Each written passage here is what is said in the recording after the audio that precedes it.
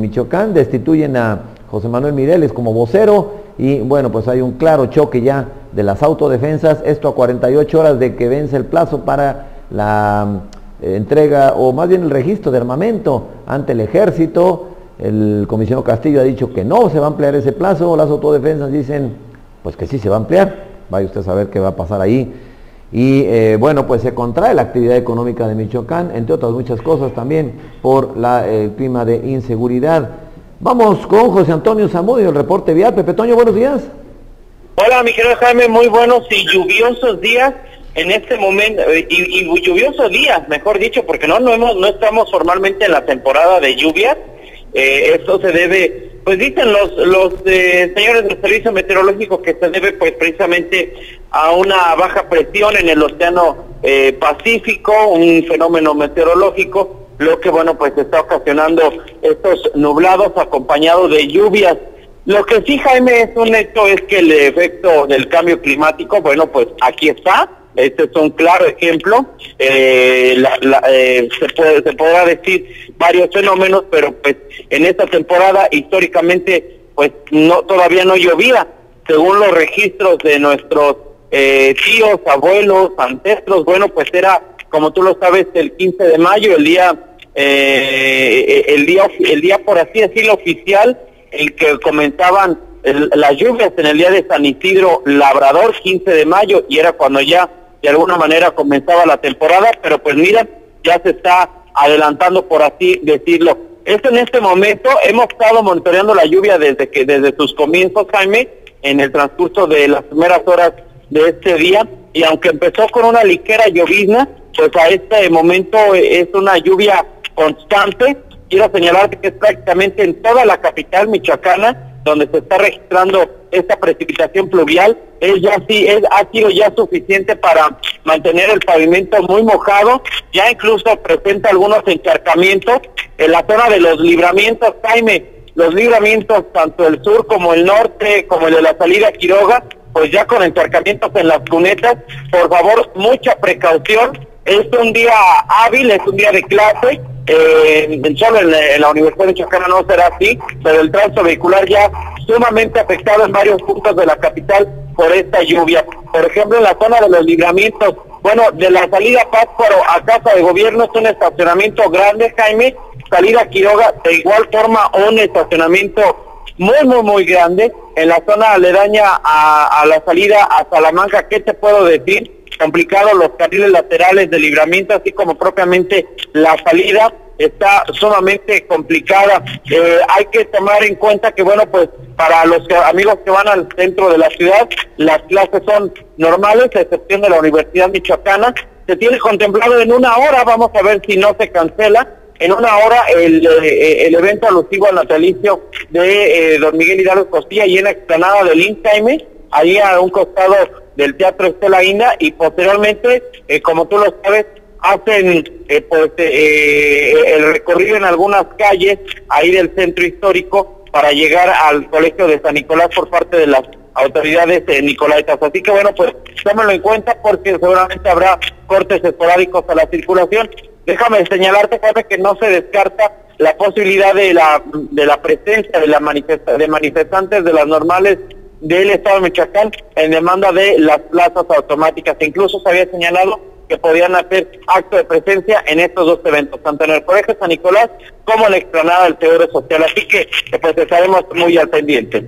Estaremos muy al pendiente y por supuesto cualquier novedad relacionada con estas complicaciones viales, justamente consecuencia de estas lluvias, pues estaremos aquí al pendiente. No dejes de compartirla, Pepe Toño, por favor. Seguimos monitoreando la capital michoacana con mucho gusto, Jaime, y te estaremos informando. Órale, va que va. Gracias, Pepe Toño, por ahora. Va que va, gracias. Buenos días. Bueno, pues sí, porque está, y ya lo percibe usted seguramente, en toda la ciudad de Morelia, pues una, pues no tormenta, pero sí fuertecilla la lluvia aquí en Morelia capital. La Procuraduría General de la República giró ayer orden de aprehensión en contra del exsecretario, bueno, no es la PGR la que gira una orden de aprehensión. Aquí esta nota está mal. Es un juez que a petición de la PGR gira una orden de aprehensión. Así, esa es la terminología jurídica. La logró, vamos a decir, la PGR que un juez girara una orden de aprehensión. Ya se hizo efectiva porque, como usted sabe, Jesús Reina tenía ya unos 30 días arraigado en las oficinas del Aceido, ahí en la Ciudad de México. La Subprocuraduría especializada en delincuencia organizada ha logrado esto de acuerdo con la lógica de la PGR. Bueno, pues esta dependencia, el Ministerio Público, cree tener los suficientes elementos para esta orden de aprehensión que finalmente logra. En cuanto a presuntas reuniones que había tenido Reina con el crimen organizado, de acuerdo con la PGR. Es consignado, pues, oficialmente por presuntos nexos con delincuencia organizada.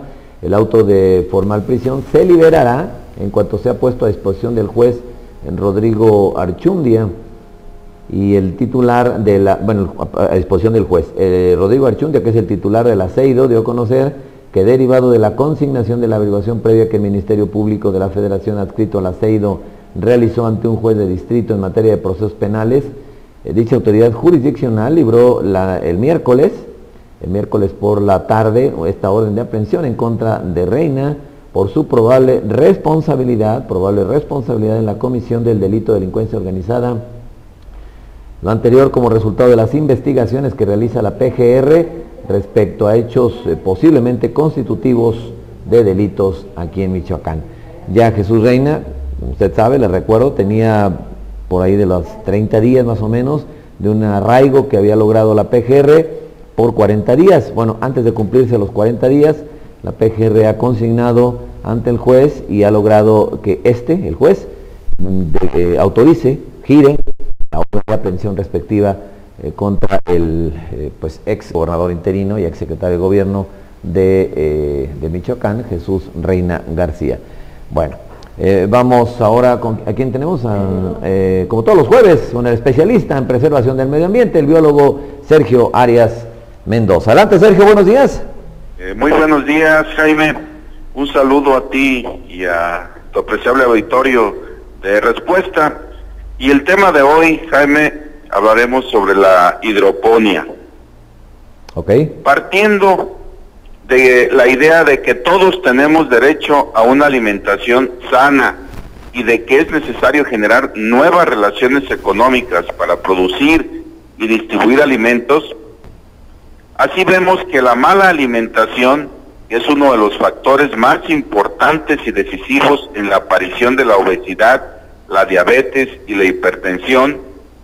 Esto debido, entre otras causas, a que al no tener los suficientes antioxidantes, las células degeneran y con el tiempo aparecen esas enfermedades que se han incrementado alarmantemente en los últimos años. Por lo que una de las alternativas para producir alimentos sanos es la hidroponía, método que permite cultivar plantas a partir del uso de soluciones minerales en vez de suelo agrícola. Las raíces reciben una solución nutritiva equilibrada disuelta en agua, con todos los elementos químicos esenciales para el desarrollo de aquellas. De este modo se ahorra gran cantidad de líquido, es decir, no se desperdicia y se puede reutilizar constantemente. Además, la agricultura hidropónica hace posible cultivar diversas plantas en un espacio tan reducido como la azotea de una casa. Otra de las ventajas es que permite planear la producción. Si alguien cultiva a cielo abierto, muchas veces debe cosechar todo la misma semana, por lo que no puede distribuir correctamente y tiene que abaratar el precio. Al planear mediante la agricultura hidropónica, se está en condiciones de ofrecer el producto de manera prorrateada cada semana. Así, el precio es más justo para el productor y para el consumidor. Se especula pues mucho con los precios de los orgánicos y no necesariamente por sus costos de producción. Más bien tiene que ver con una cuestión de mercadotecnia o con la idea de que solo ciertas clases sociales acceden a ese tipo de alimentos. Sin embargo, la producción de alimentos hidropónicos, en esencia, también pueden ser llamados orgánicos, requiere, además de los insumos que van a consumir las plantas, una infraestructura económica, tubos de PVC y un motor sencillo tipo de pecera sumergible. Alternativa esta, Jaime, que debemos considerar y se puede convertir en microempresa, que tanto requerimos también producir aquí en el Estado en la situación actual por la que pasamos. Es mi comentario, Jaime, agradezco la atención y hasta la próxima. Hasta la próxima. Buenos días. Muchas gracias Sergio. Bueno, el biólogo Sergio Arias Mendoza. Permítame hacer una pausa, son las 8 de la mañana con 13 minutos, sigue lloviendo aquí en Morelia Capital, yo regreso en un par de minutos.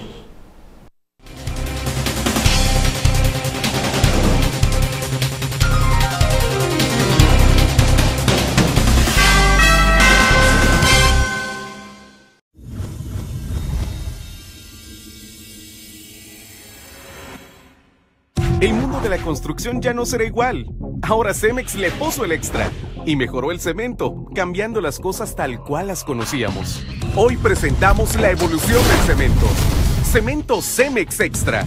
Las marcas de cemento Cemex que ya conoces y siempre te han brindado la mayor calidad y desempeño, ahora además son cementos antigrietas.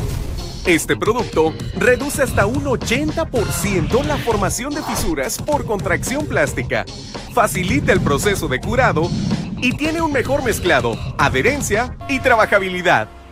Todo esto sin que tengas que realizar algo especial en su proceso de preparación. Haz lo mismo de siempre. Utiliza los componentes básicos usuales: agua, arena, grava y cemento.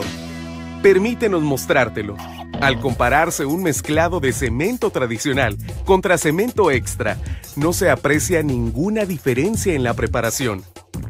Pero se obtienen resultados muy diferentes que se pueden ver a simple vista. Para esta prueba, se utilizaron las mismas cantidades de materiales y agua para tener como resultado dos concretos con resistencias y revenimiento equivalentes. Aún así, desde un inicio se puede observar cómo la muestra de extra manifiesta una mayor cohesión y adherencia en la mezcla. Ahora, analicemos más de cerca estas imágenes.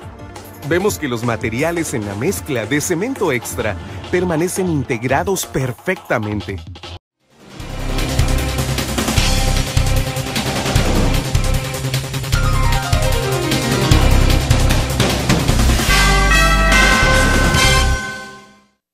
Bien, continuamos. Déjeme informarle, antes de ir con mi amigo el periodista Mario Hernández, que Jesús Reina García, que como le informaba usted, recibió este orden de aprehensión ayer, autorizado por un juez. Bueno, pues ya de acuerdo con reportes provenientes de la Ciudad de México, ha ingresado en las últimas horas al penal de máxima seguridad del Altiplano, por parte de elementos del Aceido, que lo trasladaron a este lugar. Esto después de que el juez autorizó esta orden de aprehensión. Ya no está en calidad de arraigado, sino se ha iniciado formalmente un proceso. No quiere decir tampoco ya culpable o inocente. Después de este proceso, bueno, que este sí ya es en prisión, bueno, pues se determinará la situación definitiva de sentencia condenatoria o no de Jesús Reina. Por lo pronto ha sido llevado ya a el penal del Altiplano o de Almoloya, de máxima seguridad, que está allá en el Estado de México, Jesús Reina García. Adelante Mario Hernández, ¿cómo estás? Buenos días con tu análisis. Bueno. Sí, adelante Mario, por favor. Ah, caray, tenemos... Bueno. A ver, ¿hay alguna complicación por ahí con la comunicación? Mario, ¿estás ahí? No, se cortó la comunicación, vamos a retomarla. Bueno, le decía yo a usted entonces esta situación en la que está atravesando Jesús Reina García, que ha sido llevado ya al penal del Altiplano, así se le llama este penal, conocido antes como el de Almoloya, precisamente por estar en esta población del Estado de México, el penal de máxima seguridad en México. De hecho es el único de auténtica máxima seguridad. El de Guadalajara, que es el de Puente Grande, Bueno, ya a raíz de ahí se le dice Puerta Grande, ¿no? Después de la fuga del Chapo Guzmán ahí hace algunos años, se supone que también era de máxima seguridad, ya vimos que no, caso Chapo Guzmán, pero bueno, en este sí es de máxima seguridad, auténtica máxima seguridad, el del altiplano donde fue ingresado Jesús Reina García. Ahora sí, Mario, ¿cómo estás? Buenos días, te escuchamos. Sí, ¿qué tal, Jaime? Muy buenos días a todo el auditorio. Bueno, dicen que si camina como pato, grazna como pato y luce como pato, entonces es pato. Y por esta razón la noticia sobre el surgimiento de un nuevo cártel en Michoacán, supuestamente denominado la Tercera Hermandad o H3, encontró eco no solo en medios de comunicación, sino entre la opinión pública. Pese a los esfuerzos del comisionado federal Alfredo Castillo y los voceros de algunos grupos de autodefensa por desacreditar la nota informativa publicada en el periódico Excelsior, lo cierto es que no puede negar que existen todos los elementos para la conformación de un nuevo grupo criminal aquí en Michoacán que sustituya a los caballeros templarios. Cientos de hombres fuertemente armados, integrados por extemplarios perdonados, o aún incluso dentro del grupo criminal, y liderados por algunos personajes con un pasado cuestionable o ligado a actividades ilegales, son quienes conforman algunos grupos de autodefensa en comunidades y municipios que fueron, o quizás siguen siendo, bastiones de cárteles de la droga. Si bien es cierto que en 4 meses el gobierno federal, encabezado por Enrique Peña Nieto, ha logrado la detención y abatimiento de la mayoría de los líderes de los caballeros templarios, cosa que no logró el gobierno de Felipe Calderón en 6 años, la inseguridad, o cuando menos la percepción de inseguridad, no ha disminuido aquí en la entidad, pese a la presencia de las fuerzas federales. Y la razón es relativamente simple. Las decenas o cientos de sicarios, halcones, cobradores de pisos, secuestradores, extorsionadores y demás ralea que trabajaba bajo las órdenes de Nazario Moreno y Enrique Plancarte, siguen deambulando por la entidad. No existe un cambio radical en la estructura de gobierno para imponer el orden y la legalidad en todos sus aspectos, desde los más simples hasta los más complejos y urgentes. Y aquí es donde uno se pregunta si se requiere una limpia total en las alcaldías. La lucha por restablecer el orden en Michoacán no debe recaer solo en el comisionado Castillo y en el gobierno estatal, porque sería una tarea casi imposible de cumplir. Los gobiernos municipales deben tener una participación más activa e imponer el orden y la legalidad y la transparencia en sus comunidades. Deben ser el primer dique que contenga la marea de inseguridad que afecta al Estado. Por ello, cuando Excelsior publicó la nota informativa sobre el supuesto surgimiento de un nuevo cártel, la noticia corrió como pólvora entre la población que considera que Michoacán todavía está lejos de ser un estado seguro. Lamentablemente, nuestros alcaldes, diputados locales o federales y senadores están más preocupados actualmente por las próximas elecciones y por contribuir a resolver este problema. Este es mi comentario, Jaime. Gracias, Mario, te mando un saludo, que estés muy bien.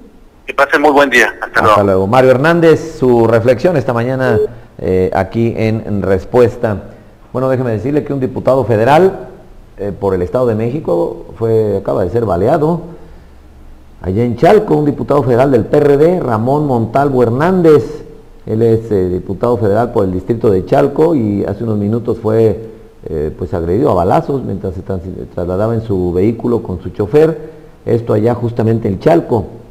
Él fue alcalde de ahí, de ese municipio del Estado de México, recibió 3 balazos en el pecho, no murió, pero sí está grave, fue trasladado a un hospital y bueno, pues este diputado pues se llama Ramón Montalvo Hernández, que ha recibido esta agresión hace unos minutos allá en Chalco, en el Estado de México, que bueno, donde quiera se cuecen habas con pues toda esta cuestión delicada de la inseguridad, la inseguridad que pues no nos deja estar tranquilos en ninguna parte del país. Hay estados donde se acentúa, Michoacán, Estado de México, Tamaulipas, son algunos donde está claramente remontando los índices delincuenciales. Por otra parte, déjeme informarle que ayer el juez séptimo distrito aquí en Morelia ordenó al STASPE, al Sindicato de Trabajadores del Poder Ejecutivo, no paralizar la prestación de los servicios que otorga el gobierno del Estado, aún y con el reconocimiento de su derecho colectivo a huelga.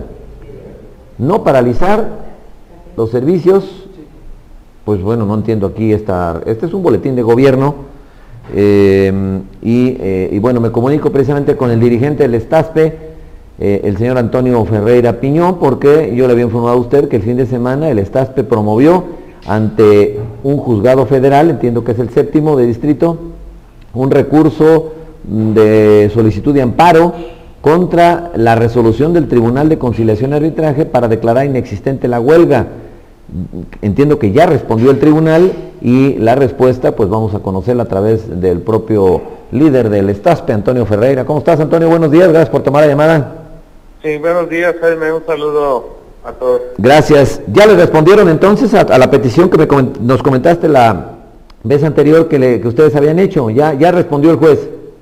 Sí, efectivamente. ¿Y en qué sentido, Antonio? Sí, efectivamente, Jaime, el juzgado nos entrega una notificación en donde nos dice que se nos otorga la suspensión provisional, pero también nos hace la aclaración en el sentido de que como ya regresamos a trabajar, pues ya no surtiría efectos para seguir en el caso de la huelga. Nosotros, al momento de solicitar este amparo, presentamos todos los elementos para que el juzgado pudiera determinar este acuerdo que sacó, y nos está señalando para el 12 de mayo la audiencia incidental donde vamos a presentar pruebas, y el 12 de junio la audiencia constitucional en donde consideramos que se va a resolver de fondo el problema. Ok, entonces, a ver, de alguna manera les otorga a ustedes la suspensión provisional del acto reclamado, que era la inexistencia de huelga o declaratoria de inexistencia de huelga, pero para efectos prácticos ya no tiene valor porque ustedes ya regresaron a trabajar. En esa lógica, si no hubieran regresado a trabajar, ahorita podrían seguir en huelga. El hubiera no existe, pero hubiera pasado eso, ¿no? Sí, Jaime, pero también teníamos el apercibimiento del Tribunal de Conciliación y Arbitraje, como lo marca la ley, de que si en 24 horas no nos reintegrábamos a trabajar... Sí, nos daba de baja. Nos daba de baja, efectivamente. O sea, no les quedó de otra, pero ahora este curso que está tomando valga la redundancia, este recurso ante el Tribunal Federal, ¿podría derivar en junio en qué, Antonio? En que en ocasiones posteriores ya no se considere este asunto de las oficinas descentralizadas como un pretexto para echar abajo la huelga. ¿Podría ser por ahí el fondo que buscan ustedes? Sí, ese es un punto, Jaime, el que, bueno, como en la investigación que tú hiciste, pues te diste cuenta que lo que nos aplicó el Tribunal de Conciliación y Arbitraje pues fue una violación, pero hay otros dos aspectos que consideró el tribunal, que es que pusimos las banderas antes de la hora, supuestamente, y también nos señala que no estallamos la huelga en dependencias donde no tenemos sindicalizados, cuando la ley no nos obliga. Hay una jurisprudencia en el que es muy clara, que dice que no se podrán declarar inexistentes las huelgas, que nada más hay tres motivos. Y nosotros en ninguno de los tres motivos incurrimos, y es en lo que vamos a versar nuestra defensa para que pues, el tribunal nos otorgue la protección. Es decir, lo que están buscando ustedes es sentar un precedente para que estos motivos que ahora argumentó el tribunal para echarles abajo la huelga no vuelvan a ser pretextados en un siguiente movimiento. ¿Ese es el objetivo de ustedes? Sí, efectivamente, Jaime. Lamentablemente, como siempre lo dije, el tribunal pues lo maneja el gobierno del estado y pues siempre fue todo muy viciado. Entonces yo creo que nosotros tenemos confianza en la justicia federal y nos van a dar la razón. Ok, esto hasta junio se llegará a esta decisión eventualmente, ¿verdad? O sea, no es de momento. Sí, no es de momento. Lo que era de momento pues era el solicitar la suspensión provisional, que por eso también fue nuestra molestia, Jaime, el dejarnos en estado de indefensión por la hora en que nos notifican. Y un día previo al día inhábil. Un día previo al día 1 de mayo, y que no nos quisieron recibir nuestro recurso. Y luego, bueno, pues sabemos que la Consejería Jurídica pues se festejó en grande cuando ya nos reintegramos a trabajar. Bueno, dos cosas más, Antonio. ¿Ha habido algún tipo de represalias por parte de la autoridad hacia los trabajadores después de, más que de la huelga en sí, del incidente que se presentó ahí en la Plaza Ocampo, o en la Plaza Juárez, perdón, ¿Hay alguna actitud de la autoridad, de los secretarios, no sé, belicosa hacia los trabajadores? Mira, en algunas dependencias, bueno, los secretarios ya hablaron con los compañeros y manifestaban pues, que todo iba a seguir igual, pero bueno, tenemos ya algunas situaciones que se pueden tomar como represalias, como el que quieren regresar a compañeros que estaban comisionados, nos van a regresar a su área de adscripción, la otra de que nos dan oficios de comisión para salir y nos los cancelan de último momento, lo que violenta nuestras condiciones generales de trabajo, y bueno, pues ha habido algunas burlas de algunos funcionarios, pero como yo les pedí prudencia a mis compañeros, pues creo que me han hecho caso hasta este momento.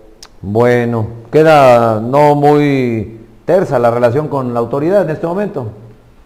Sí, no está tersa, de hecho pues no ha habido un acercamiento por parte del gobierno del estado, pero pues para nosotros es muy importante que la ciudadanía y ustedes como medios de comunicación conozcan pues lo que nos hicieron, todo lo que nosotros veníamos manejando desde un principio. Yo creo que me está dando la razón el tiempo, de que yo dije que en lugar de buscar un acuerdo, el gobierno nos iba a buscar combatir jurídicamente, y pues aquí está la verdad.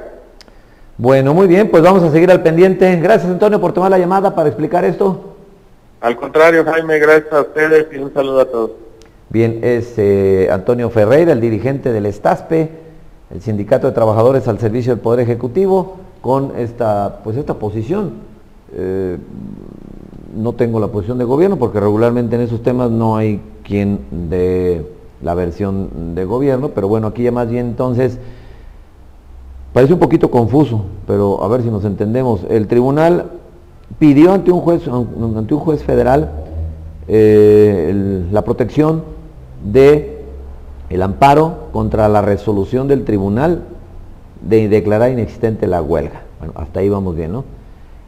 El juez está dándole en parte la razón al STASPE porque suspende el acto reclamado, que es la inexistencia de huelga, o que es la declaratoria de inexistencia de huelga. La suspendió. En otras condiciones, en este momento el STASPE podría seguir en huelga con este, digamos, respaldo del juez, vamos a decirlo así. Sin embargo, para efectos prácticos ya no opera, porque el STASPE al otro día regresó, quitó las banderas rojinegras y regresó a trabajar. Entonces ya esta decisión del juez pues ya no tiene valor práctico, aunque sí legal. Práctico no, porque ya están de regreso y no pueden volver a la misma huelga, digamos. Esto era evidentemente lo que buscaba el gobierno. Sabía que el juez podía tutelar esta petición del STASPE, pero por eso decretó el Tribunal de Conciliación a las 9 de la noche su declaratoria de inexistencia de huelga, para que el STASPE ya no tuviera tiempo de ir con el tribunal. A las 9 de la noche, pues qué juzgado va a estar abierto, ¿no? Y al otro día era día no hábil. Pues entonces, vamos, muy claramente la estrategia para arrinconar al STASPE en ese sentido. Ahora lo que busca el sindicato es que quede un precedente para que la próxima huelga no se le eche abajo sobre pretexto precisamente de que se paralizaron actividades en las oficinas descentralizadas y de que en oficinas donde no hay trabajadores sindicalizados no se estalló la huelga. Pues es que la verdad, por sentido común, hay oficinas donde no hay un solo trabajador sindicalizado, todos son de confianza. ¿Quién va a estallar la huelga ahí? O sea, vamos, eso es hasta como de parvulitos, pues. ¿Quién estalla una huelga donde no hay sindicalizados? Pues no se puede, tan fácil como eso. Pero bueno, es el punto al que estamos llegando en ese sentido. Y bueno, por otra parte también déjenme informarle esta polémica que se ha desatado con la construcción de la segunda etapa del Libramiento Sur, en su tramo Ramal Camelinas, aquí en la Loma de Santa María, precisamente donde estamos nosotros. El diputado federal Gerardo Villanueva Albarrán, que es integrante de la Comisión de Recursos Hidráulicos de la Cámara de Diputados Federal, pidió ayer al gobernador de Michoacán, Fausto Vallejo Figueroa, y al Ayuntamiento de Morelia cancelar definitivamente este proyecto y que se declare a la Loma de Santa María como área natural protegida. En conferencia de prensa, este diputado, que honestamente no lo conozco, no sé ni de qué partido sea, déjenme ver si aquí la nota dice, que creo que no es de Michoacán, Gerardo Villanueva, pero bueno, es diputado federal e integra la Comisión de Recursos Hidráulicos. Recordó que en abril él presentó un punto de acuerdo a la Cámara de Diputados para que la zona de Santa María en Morelia, donde se construye esta obra, dice, es de gran importancia ecológica y de biodiversidad, con especies de fauna y flora endémicas y protegidas, y dice que debe declararse zona protegida. Pues digo, ojalá pues hubiera muchas zonas protegidas. Debo admitir que también los que estamos acá en Santa María laborando, sí, claramente necesitamos otra vialidad, eso también queda claro, pero hay que proteger también la cuestión de la preservación del medio ambiente, las zonas ecológicas y demás. Pues encontrar eventualmente un punto de equilibrio entre ambas posiciones sería lo ideal. Pero bueno, vamos a hacer una pausa y regresamos a nuestra mesa de la última palabra.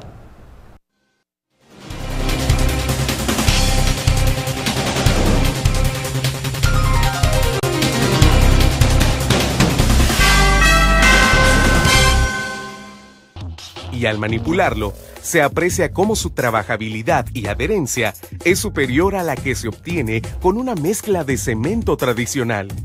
El cemento extra permite que tanto la grava, la arena, el cemento y el agua se mantengan dentro de la masa de concreto, evitando la segregación y el sangrado en exceso, lo que facilita los procesos de preparación, colocación y curado.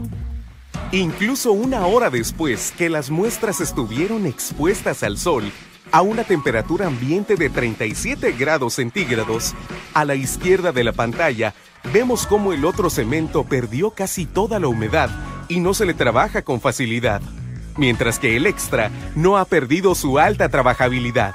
Comprobamos sin lugar a duda, en diversas pruebas de laboratorio, que el cemento extra retiene como mínimo el 65% del agua, a diferencia de cementos tradicionales que retienen menos del 50% del agua. Esta propiedad única del cemento extra se debe a que no permite la pérdida rápida del agua, sino que la va dosificando. Esta disminución controlada de la humedad tiene unas ventajas muy significativas para aumentar la calidad de todo tipo de edificaciones, con mejores acabados y significativamente menos grietas. Ahora bien, sabemos que los elementos de concreto, invariablemente cuando pasan de un estado fresco a uno seco, tienden por supuesto a hacerse duros, sólidos y resistentes. Pero además, naturalmente tienen una tendencia de generar fisuras por contracción plástica. Para evitar estas fisuras, es necesario realizar un buen proceso de curado, ya sea a través de regar directamente con agua los elementos de concreto o aplicar una membrana que impida la pérdida de la hidratación. Con cemento extra es más fácil. Este efecto antigrietas es debido a que permite retener la hidratación dentro del concreto, igualando o superando el desempeño de las membranas de curado. Al ir provocando poco a poco la pérdida de agua, impide un secado rápido y drástico. Por ende, no da un ambiente favorable a la formación de las fisuras.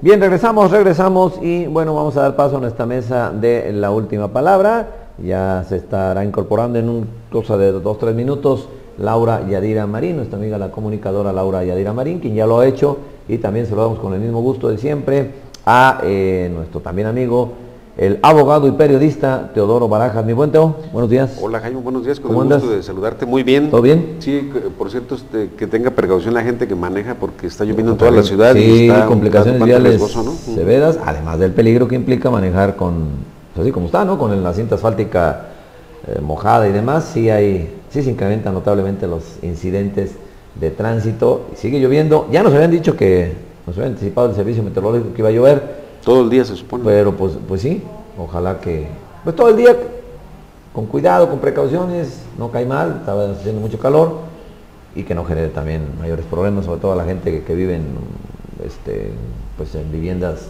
humildes, ojalá que, no, creo que no, porque no es tormenta la que está cayendo, ese problema regularmente ahí con las zonas pues donde hay viviendas de cartón o de material no muy resistente que digamos, ojalá no pasen mayores complicaciones. Bueno, Pues quien sí tiene complicaciones, Teo, es Jesús Reina García. Ayer le fue decretado, se le fue autorizada a la PGR la orden de aprehensión que le pidió al juez, y hoy en la mañana fue ingresado al penal del Altiplano, sí, el de máxima seguridad. Primero, ¿por qué de máxima seguridad? Claro que es una decisión pues de la autoridad, pero... Pues se supone que, bueno, de acuerdo al... ¿Se le considera un personaje peligroso? Peligroso, porque lo que es ese penal de alta seguridad precisamente es para resguardar a los reos, en este caso, que enfrentan algún problema regularmente vinculado con el crimen organizado, que es el caso de Jesús Reina, multihomicidas, recordarás el caso de los Caletri, el caso del Mucha Orejas, o sea, digamos que los delincuentes de mayor peligrosidad son los que se van a confinar a ese tipo de espacios. Bueno, aquí lo que los pasa... que tienen un corte de tipo político penal, como Raúl Salinas de Gortari, ¿por qué estuvo ahí? No era un tipo peligroso, digo yo, comparado con eso que tú dijiste, Caletri, Mucha Orejas, y por ejemplo el caso de Salinas, o sea, yo siempre he tenido la duda, por eso te la pregunto como abogado también. ¿Cuál es el criterio para definir un penal de alta seguridad? ¿Quiénes van allí o no? O sea, es discrecional por parte de la autoridad, pues de alguna manera sí, ¿no? De alguna manera sí, pero se entiende que el penal de alta seguridad, el de máxima seguridad, que es el de Almoloya de Juárez, el del Altiplano ahora, pues está hecho para delincuentes que tengan una situación más complicada, porque también está el de Puente Grande en Jalisco, que es poco menos de máxima seguridad. Que ahí se fugó el Chapo. Sí, por supuesto, pero mucha seguridad. El único penal que nunca se han fugado ninguno es justamente el de Almoloya. Sí, no, porque ese sí de acuerdo. Nunca, pero además es una cuestión, en su momento ha sido cuestionado por la gente que defiende los derechos humanos. No, derechos humanos cuestiona. Porque incluso, si recordarás, el caso de algunos secuestradores de Mario Villanueva Madrid, que fue gobernador de Quintana Roo, cuando llegan al penal le explican que al llegar los tumban al piso, les ponen la bota en el cuello y un perro pone, pues ahora sí que se pone cara a cara con el detenido. Esto es para de alguna manera intimidación psicológica, pero van contra de tus derechos humanos. Nadie tiene por qué humillarte de esa manera. No es necesario. ¿Mande? Eso no es necesario. O sea, no, por supuesto que no, y si es una violación a tus derechos. Ahora, la otra situación de Almoloya es que, leyendo el libro de Cárceles de Julio Scherer García, te establece cuál es el mecanismo. Nunca estás a oscuras, siempre tienes una luz. Entonces eso provoca que en ocasiones haya gente que tenga descompensaciones, tienes problemas psicológicos, te investiga, te sigue la cámara si vas al baño, o sea, todo lo que tú haces, todo te van siguiendo y te van filmando. Pero ojo también, ahí están también, vamos a decir que ni siquiera con un sentenciado se justificarían algunas de esas medidas, ni siquiera con un sentenciado, porque hay un mínimo también de... a un sentenciado. En este caso Jesús Reina va a estar siendo procesado en la cárcel. Que eventualmente puede salir libre. Sí, porque hasta que un juez lo establece. Que es sentencia. Ajá, es presunto inocente. A menos de un año, por decir algo. O más. ¿Qué tal si sale libre? Todo ese proceso, y él y quien más está ahí, ya pasó todas esas etapas, o esos de violación claramente a los derechos humanos, o sea, yo creo que no se justifica violar los derechos humanos, ni siquiera de un delincuente ya sentenciado, me parece que menos de un procesado. O sea, sí tendría que haber ahí ciertos niveles también. Vamos, sé que no están revueltos ahí, cada quien está en una celda, totalmente como tú dices. Bueno, la Constitución establece que tiene que haber en una cárcel un espacio de la segregación de sentenciados y procesados, ¿no? El asunto es que, por ejemplo, aquí en Morelia, en los penales, en la mayoría del país, están juntos, sí, están revueltos, y eso violenta la Constitución de la República. Tiene que, que estar cada uno en diferentes áreas, y en este caso de Jesús Reina, es evidentemente, se le vincula como probable responsable, fíjate, probable responsable de algunos delitos contra la salud, porque ha dicho la autoridad que tiene los videos y algunas declaraciones ministeriales en donde se le señala, se le vincula con los caballeros templarios. Ese es el asunto de fondo que se ha estado estableciendo. No obstante, como bien lo comentas, Jaime, un proceso tiene sus etapas y puede durar 6 meses, 1 año, 2 años, y al final del día es cuando el juez puede emitir una sentencia, ya sea culpándolo o exonerándolo. Así es. Y de cualquier manera, si es culpable, se pueden presentar las diligencias en los términos perentorios que establecen, apelar, meter alguna impugnación, incluso un amparo directo sobre la sentencia.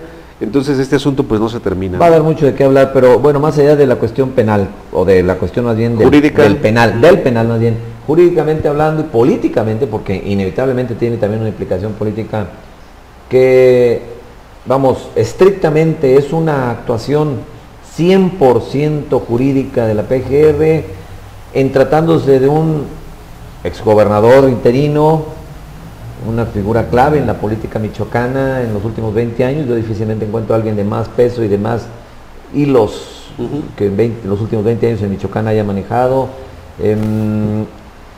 ¿Hay algún componente de tipo político también en esto?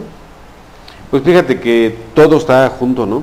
En principio, por el personaje del que se trata, fue gobernador interino, fue secretario de gobierno en este periodo y también con Ausencio Chávez Hernández, fue procurador, creo que... Diputado, líder del Congreso... Sí, un personaje en Michoacán muy conocido, pero bueno, lo que da a entender también es de que hay una severa crisis en Michoacán, institucional, en donde alguien del nivel de Jesús Reina está ahorita en prisión por sus presuntos vínculos con el crimen organizado, pero esto afecta no solamente al propio Jesús Reina, sino también al gobierno del Estado, en cuanto a la imagen, a la percepción que se tiene.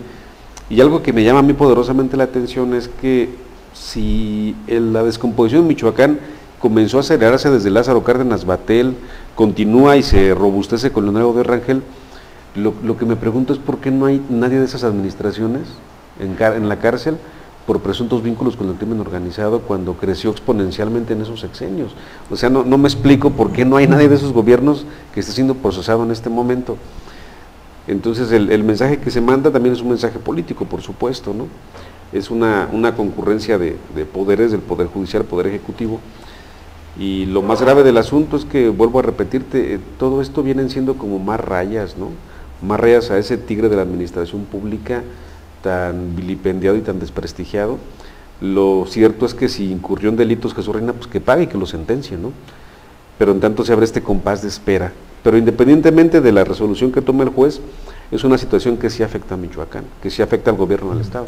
Sí, sin duda. Yo lo que digo y sostengo es que, bueno, pues la autoridad, en este caso, procuradora de justicia y la impartidora de justicia, ahora ya también los dos van ahí montados en este caso, pues tienen que convencernos de que sus argumentos, sus pruebas, sus elementos para tener procesado a Reina, como a cualquier otro, pero pues cobra un atractivo especial, por lo menos, y no solo en Michoacán, en general está acaparando atención en el país, por tratarse pues sí, de un exgobernador interino. Tienen que ser lo suficientemente sólidos para no generar dudas, para que las suspicacias, que no son gratuitas, no son, son producto de que históricamente la figura del Ministerio Público, la figura, y también la del juez, me parece que históricamente no nos han entregado buenas cuentas a los mexicanos. Nuestras dudas y nuestras suspicacias sobre la actuación de ambas figuras me parece que en mucho están fundadas, no es solo por dudar, sino porque históricamente no nos han entregado buenas cuentas.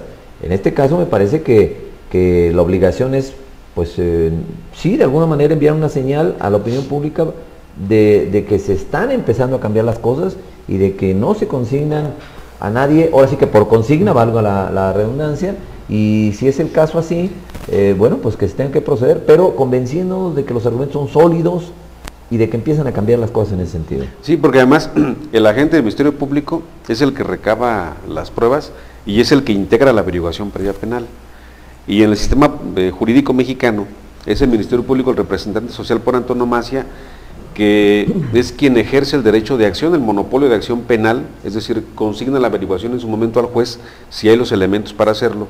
Y en ese momento ya comienza la parte del proceso, en donde la parte del fiscal la lleva al Ministerio Público, pero quien va a determinar, a establecer o a sentenciar es el juez de la causa. Así es. Entonces, lo que tú comentas, hay gente que dice, pero ¿por qué hay gente que sale libre de algún secuestrador, algún ladrón? Y dicen es que el juez es un juez que no actuó de manera, digamos, con ética, y no, lo cierto es que en muchos de los casos, la culpa, por así llamarle, no proviene del juez, sino del agente del Ministerio Público, que es el que consigna la averiguación. Aunque a veces también el juez. Que puede darse el caso, pero se da más, Jaime, te lo digo por experiencia, porque he estado revisando en su momento, trabajando en la Procuraduría, es pésima el desempeño del Ministerio Público, que en muchos casos en Michoacán inclusive no te reciben tu denuncia, como le pasó hace poco a la hija de un colega, a mí mismo cuando he ido alguna vez a presentar una denuncia porque te dicen que están en su hora de desayuno, etcétera, etcétera, pero todas esas cosas influyen para que tengamos, yo no tengo credibilidad en el Ministerio Público, por ejemplo, ¿no? Laura Yadira Marín, ¿cómo estás? Buenos días. ¿Cómo estás, Jaime? Muy lluviosos días. Muy lluviosos días. Como en mi natal Londres. Sí, ¿verdad? Sí, haga usted de cuenta. Un saludo allá para... Viendo Támesis, ¿no? Sí. Una cosa así muy parecida. Pero allá Támesis no se desborda, ¿no? Como el rey chiquito de... Bueno, pues sí se desbordó, Jaime. Esta en noviembre que tuvieron también lluvias atípicas, estuvo ahí sí, se ha dado, pero bueno, muy buenos días, aquí estamos corriendo. Estamos hablando del caso Reina, esta resolución de la orden de aprehensión, y hoy en la mañana su ingreso al penal del Altiplano. ¿Es estrictamente jurídico o, como le preguntaba a Teo, Lauri, se puede presumir algún componente también de tipo político en toda esta situación que estamos viendo, el caso Reina? Pues yo creo que, pienso que el tema tiene un peso político muy grande, independientemente de que podamos separar un asunto netamente del orden judicial, que bueno, pues se actuó, como lo decía aquí el abogado, pues conforme a todo el proceso. Sin embargo, en mi percepción sí tiene evidentemente un toque político por lo que representa, por la figura y el peso de la figura, que es sin duda el licenciado Jesús Reina, quien pues estuvo, yo diría, incluso no solamente siendo el secretario de gobierno y no solamente el gobernador interino, yo diría que él fue uno de los actores políticos más importantes en los últimos 30 años, 25-30 años en el estado de Michoacán, en lo que se refiere no solamente al manejo, Teo, Jaime, de cogobernar con otros institutos políticos, como es el caso de la primera gubernatura perredista con Lázaro Cárdenas Batel. Posteriormente seguía siendo un contrapeso, como se le conoce en la ciencia política, con Leonel Godoy. Y evidentemente pues fue un factor muy importante para darle estabilidad, Jaime, yo lo diría así, estabilidad al estado de Michoacán, cuando había un momento complicado en la vida política de nuestra entidad, que fue con la enfermedad del licenciado Fausto Vallejo, ¿no? Que evidentemente es un tema que pues, no estaba planteado en la mesa, no estaba programado en ninguna parte. No estaba programado, y él tuvo que ser el hombre fuerte, ¿no? Entonces yo creo que sin duda, yo lo veo que sí tiene una repercusión política, porque finalmente la propia gente de su partido y de otros partidos políticos pues ven con asombro, ven con cierta incluso incredulidad lo que está sucediendo. Y bueno, pues evidentemente se simbra, a mí me parece, el PRI. Yo he visto a algunos connotados priistas que los pareciera que están huérfanos, Jaime, ¿no? O sea, incluso... No, bueno, pues cabeza de un grupo muy numeroso. Exactamente, un grupo muy numeroso, muy importante. Hay una cierta desconcierto de lo que está sucediendo, y sobre todo cuando no se había visto un actuar de esa manera, pues yo creo que pues yo no tengo registro, ¿no? No tengo registro histórico. De ese nivel no. Somos muy jóvenes. No, de ese nivel no ha habido ningún antecedente, ciertamente. ¿No? Entonces... creo que de más bajo nivel jerárquico, de este nivel no. Ahora, no sé si Laura Isteo, más allá de la posible o no responsabilidad de lo que se le está achacando a Reina, yo ahí no creo que nadie puede prejuzgar, porque pues tenemos que esperar lo que jurídicamente, los tiempos, los pasos y demás. Pero al margen de eso, me parece que sí hay dos componentes ahí que yo creo que no son fortuitos tampoco. Uno, pues claramente es una señal de la federación con el personaje, coincido con Laura, con el personaje de mayor peso político en los últimos 20 años en Michoacán, por todo, no solo por los cargos que ocupó, sino por la estructura política, no solo dentro del PRI, sino con otras fuerzas políticas que armó, todo el tinglado, vamos a decirlo así, todo la serie de grupos que formó, todo el peso que llegó a concentrar Jesús Reina, me parece que es una señal que envía la Federación para que la lean toda la clase política michoacana, en el sentido de que a ojos de la Federación, y quizá aquí no le falta mucha razón, es una clase política que en algunos sentidos propició todo esto que está pasando en Michoacán de ingobernabilidad, de inseguridad y demás. Creo que es un mazazo en general a la clase política y utiliza al personaje de mayor peso, políticamente hablando, pero le repercute a todos. O sea, en Reina se tienen que ver muchos y quizá no les alcance jurídicamente, porque no van a llevar a todo el mundo a la cárcel, pero políticamente sí. Yo creo que por ahí la Federación envió una señal en ese sentido, repito, más allá de lo que resuelva a final de cuentas, y que también le puede sacar rentabilidad político-electoral. Yo creo que lo tiene plenamente visualizado la Federación, el PRI aquí en particular. ¿Por qué?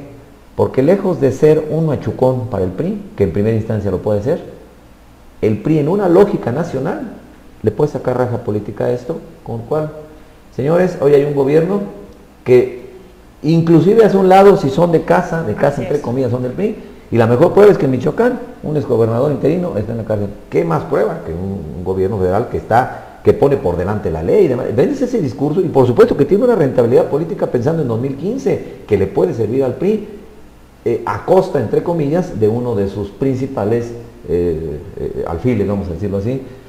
Y vamos, repito, sin prejuzgar si es responsable o no, esa será otra cuestión. Pero de que tiene esos componentes, yo sí los veo muy claros, y creo que el PRI y el PRI gobierno le va a sacar raja también político-electoral en 2015 a una situación de este tipo. Creo que es lo más evidente, ¿no? Y además el PRI con Peña Nieto se divide su equipo de trabajo en los veteranos priistas que tienen oficio, que el están viejo manejados PRI, como en la dicen, parte política, y a los jóvenes tecnócratas en la parte económica. Bebesaurios les dice. Así les llaman, ¿no? Los sí, hijos o nietos. En el Congreso les dicen así a la mitad de los diputados del PRI, ¿no? Porque son menores de 40 años. Pero tampoco compares no compares a un... ¿Quién con quién? A los chamacos, a los diputados del Congreso del PRI con un Alfredo Castillo o con un No, pues no hay punto de comparación. No, Jaime. No, yo además digo, o sea, sí, y además parece que el PRI regresa. Lo único que se parece este muchacho que es de Uruapan, Marco Trejo, creo que se llama Marco Trejo. Marco Trejo Pureco. Lo único que se parece a los nuevos priistas es que se quiere peinar de copetito, eso es lo único. Y se quieren poner gel para que brille. Como Peña, pues. Exacto, ¿no? Bueno, está bien. Por en el caso de que es muy joven, ¿no? El mimetismo. Pues sí. Sí, pero fíjate que el PRI creo que regresa por sus viejos fueros. El PRI viene a, digamos, a fortalecer su raíz, ¿no? ¿A qué me refiero con esto? Que seguramente la próxima elección federal va a pasar por el rasero del presidente como antes se acostumbraba. Claro, no hay y ahora más que nunca, porque el asunto es ver con la PGR con mucha anticipación si no hay algún vínculo con el crimen organizado de los candidatos. Eso me parece bien. Eso está bien. Pero sí lo que yo veo es que el PRI no cambia. El PRI en esencia viene siendo lo mismo. No obstante que los demás partidos se mueren por imitarlo, ¿no? Y cuando llegan al poder son igual o peor, porque además ni siquiera saben hacer las cosas. El PAN, por ejemplo, históricamente Felipe Calderón se la pasó diciendo que el PRI era un partido simbiótico con el gobierno, y eso es exactamente lo mismo y peor, con cuadros de más baja ralea como César Nava Jr., ¿no? Entre otras cosas. Y el PRD, bueno, pues el PRD creo que sigue a la expectativa de algún día ser un partido político de verdad, porque es un archipiélago de islas, ¿no? No es un partido institucional. Entonces, creo que el asunto del poder, lo que maneja el PRI en este momento, sí creo que va por ese lado que dices tú. No entiendo por qué hasta este momento no lo explota, ni en Michoacán ni a nivel federal. Era para que Fausto dijera, o el gobierno federal, somos una sinergia, trabajamos en equipo, tenemos el mismo interés común que unifica, y que estamos aplicando la norma en casos inclusive que afectan a gente del PRI, etcétera. Yo no he visto que lo exploten, que lo digan. Si se están esperando hasta el tiempo de las elecciones, se la van a matar antes, el PRD o el PAN. Creo que es momento de que el PRI no tiene propiamente en Michoacán como gobierno, no tiene una política de comunicación social adecuada. Lo que decimos no lo dice absolutamente nadie del gobierno de Michoacán. Bueno, es que aquí entre los locales todos están apanicados, mi Teo, ¿eh? Yo creo que la mitad de los políticos michoacanos, de todos los partidos, tendrán un mes que no duermen, ¿eh?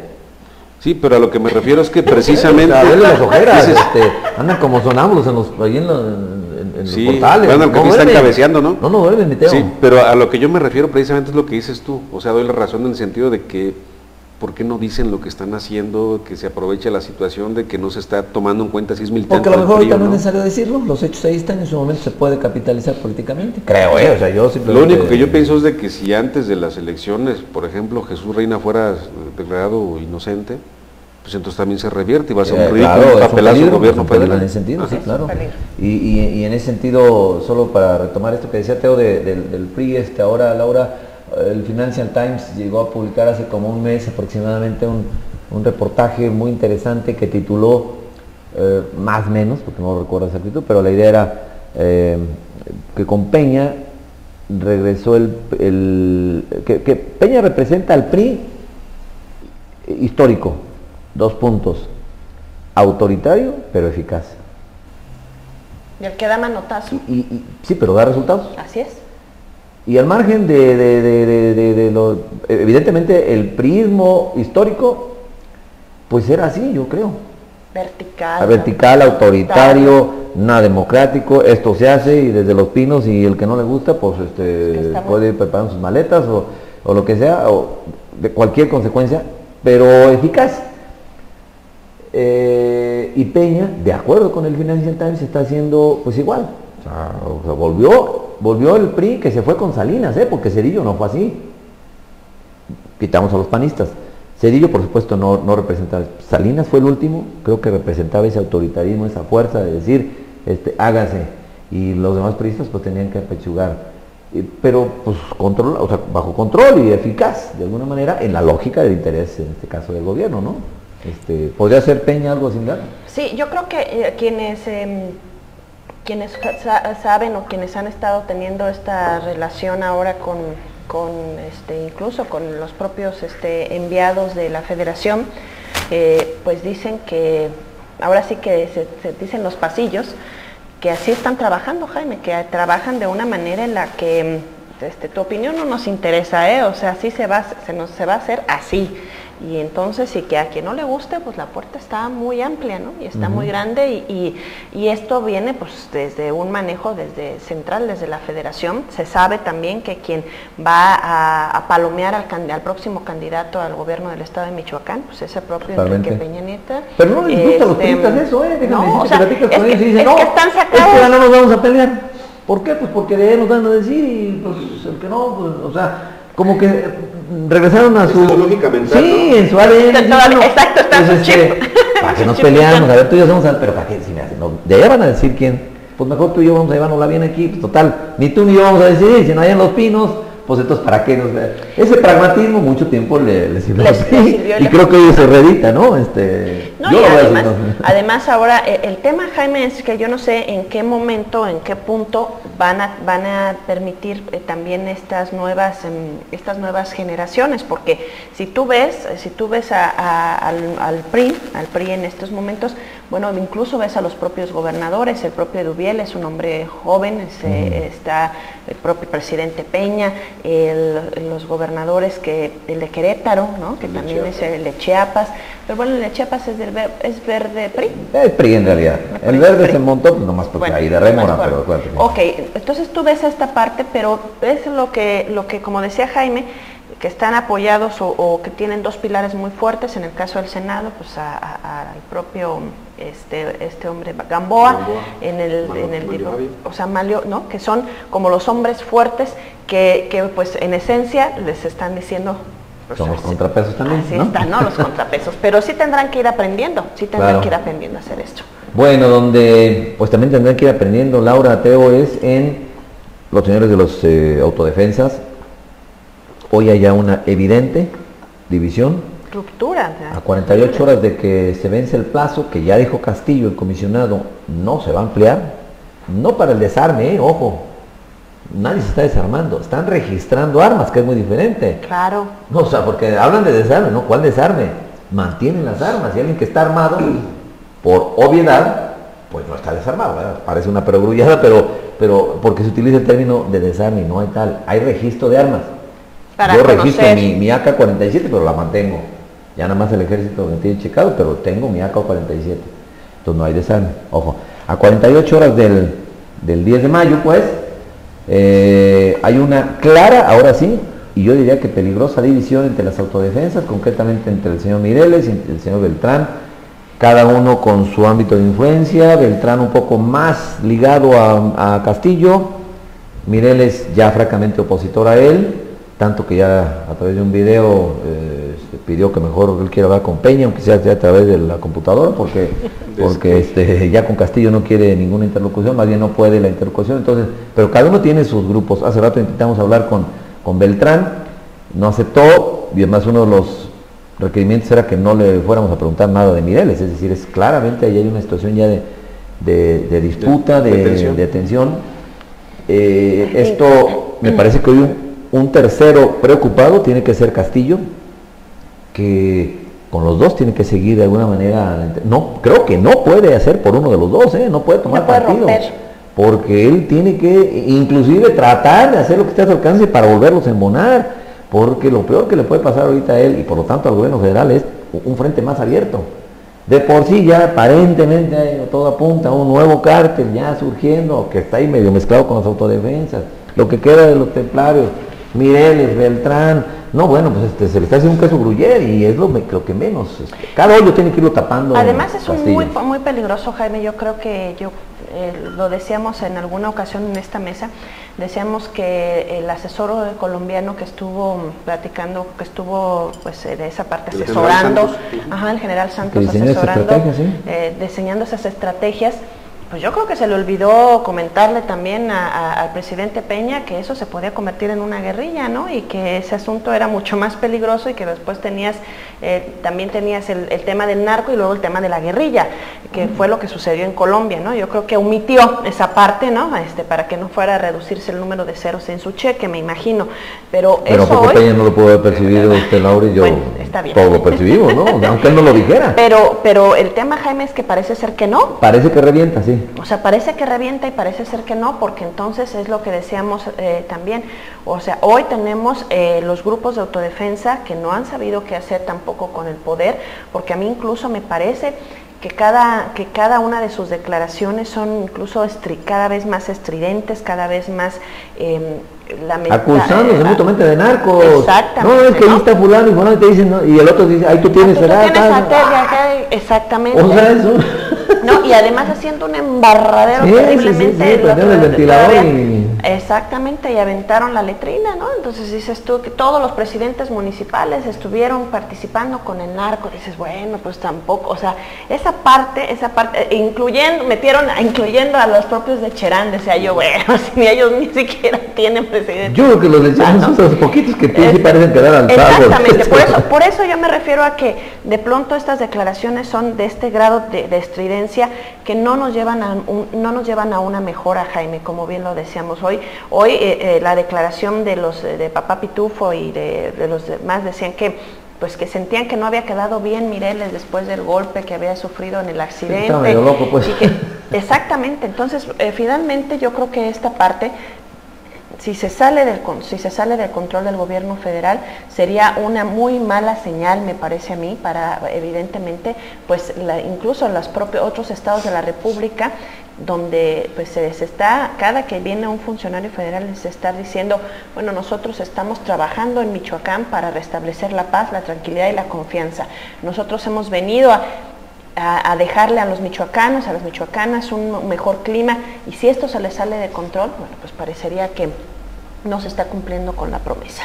Así es, y yo insisto, Teo, lo preocupante es que mutuamente están subiendo de tono las discrepancias, pero también las acusaciones mutuas, y acusaciones severas. Serias, muy serias. Como se conocen todos entre sí, no, es que no te hagas, ahí está fulano contigo y este era el sicario, y tú tienes a este que era extorsionador y todo, es una situación ya parece irreconciliable. Fíjate que las autodefensas en Michoacán, lo que tenemos que reconocer y agradecerles es que gracias a las autodefensas el gobierno federal volteó los ojos a Michoacán. Eso sí. Hicieron su parte de perseguir, de los reclamos, de confrontarse con los caballeros templarios de manera radical. Si bien es cierto que originalmente las autodefensas legalmente no tienen sustento y que es un poder fáctico, también eso habría que recordarlo, la verdad es que sí tuvieron un impacto mediático impresionante. ¿Qué es lo que sucede, Jaime, Laura? Que con el paso de los días, de las semanas, van acumulando poder las autodefensas. Y ahí está el quiebre del asunto. Una vez que tienen el poder, que tienen las cámaras, que están en el escenario político ya a nivel público, a nivel internacional. Comienzo a darme cuenta cómo Mireles empieza a desfasarse y empieza a hablar de una manera mesiánica, y los demás también. Hablan como los iluminados, como los que dan la cátedra de cómo tenemos que hacer las cosas. A veces yo no sé si es un dirigente de las autodefensas o es una especie de sacerdote, de hierofante que está predicando, porque se la están creyendo mucho, se la están creyendo. No supieron qué hacer con el poder. Ajá, y el asunto es de que, diría Nicolás Maquiavelo y los clásicos de la ciencia política, que todos buscamos el poder, lo cual sí es cierto, pero el asunto es cuáles son las vías para que llegues al poder, de qué manera te legitimas, ¿no? Porque las autodefensas se legitiman en una lucha que legalmente no tenía razón de ser, en el sentido de que no le compete a alguien ajeno al Estado mexicano combatir a los delincuentes, que es el caso de las autodefensas. Pero si revisas los audios de lo que han estado diciendo, la verdad es que se han elevado mucho, como si fueran dando cátedra acerca de los derechos humanos, del asunto de la delincuencia. Y lo cierto es que si revisamos, pues creo que los grupos, las porciones o los diferentes agrupaciones de las autodefensas, todas tienen gente presuntamente vinculada con el crimen organizado. El propio Mireles fue sentenciado por narcotráfico. O sea, si lo vamos revisando, pues ¿qué pasó, no? Algo está fallando. Así es. Pero sí, lo que yo considero es que esta ruptura, pues como que nos habla de que ya van entrando en decadencia las autodefensas. Y seguramente que una vez que hay tanto desacuerdo, habrá más desacuerdos posteriormente. Y el asunto es que yo preguntaría, como lo plantea también Nicolás Maquiavelo, ¿no? ¿A quién le beneficia la división? Yo creo que al gobierno. ¿Será? ¿Al gobierno? Yo creo que el gobierno está de plácemes. Pero la división entre las autodefensas... Sí, es que se van cada vez debilitando más. Pero las autodefensas son aliadas, debieran ser aliadas. Yo diría que el gran beneficiado de esto más bien es el crimen organizado como tal. Porque si algo ha dado resultado, mediano resultado hasta ahora, es que han ido caminando juntos el gobierno federal y las autodefensas. Porque son quienes conocen Pero ya van a traer uniforme, o sea, van a participar ahí. Entonces, yo creo que más bien el que se beneficia en todo caso es el crimen organizado como tal, más allá de las infiltraciones que tengan en esos grupos, pero es el gran beneficiado. El gobierno, pues al tener dos autodefensas, es que, o sea, si fuera su adversario, sí, pero habían caminado juntos.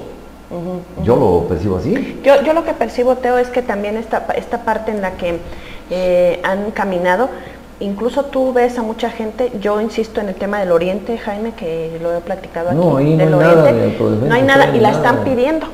Por eso son poblaciones prácticamente esclavizadas, las están pidiendo porque son zonas, como dice Jaime, prácticamente esclavizadas ante el crimen, arrodilladas ante el crimen organizado, y siguen pidiendo que las autodefensas lleguen. Esta parte que venían caminando juntas, como bien lo dice Jaime, pues le servía al gobierno federal, pero lo que yo creo que no ha servido, y bien lo has dicho, es que no han sabido qué hacer con el poder, no han sabido qué hacer con esta gran atención que han generado, con este gran movimiento que pudieron pues organizar, que además no es un asunto sencillo, organizar, darle un seguimiento, tener una permanencia. Y ahora lo que yo creo es que de todas maneras el crimen organizado no va a desaparecer por mandato gubernamental. El nacimiento de esta nueva hermandad tercera generación o H3, lo que como suene, también la ciencia política lo dice, los vacíos de poder se llenan. ¿Y quién? Pues tú crees que van a dejar el negocio de las anfetaminas, el negocio de la cocaína, el negocio de la extorsión, tan fácil todas estas cosas, ¿no? Tan fácil que porque lo diga, yo creo que habría que estar como muy pendiente, no lo pueden soltar. Yo creo que su estancia, yo los veo cada vez más acelerados por irse a los integrantes del gobierno federal, pero yo no lo creo que lo tengan tan fácil aún, Jaime. Teo. No, yo tampoco lo veo, pero bueno, yo creo que el día de, trayendo a cuento aquel desembarque en Normandía, que fue clave en la Segunda Guerra Mundial, ese día de, yo creo que está hoy el sábado 10 de mayo, porque va a ser un punto de inflexión, un punto de quiebre para Castillo y por lo tanto para el gobierno federal, ¿qué destino, qué curso van a tomar las cosas en Michoacán? Y además se está acomodando con toda esta división de las autodefensas. Este fin de semana seguramente va a ser muy importante en términos de la actitud que tome el gobierno y ver hasta dónde sigue comprometido o no. Lo peor que podía pasarnos a los michoacanos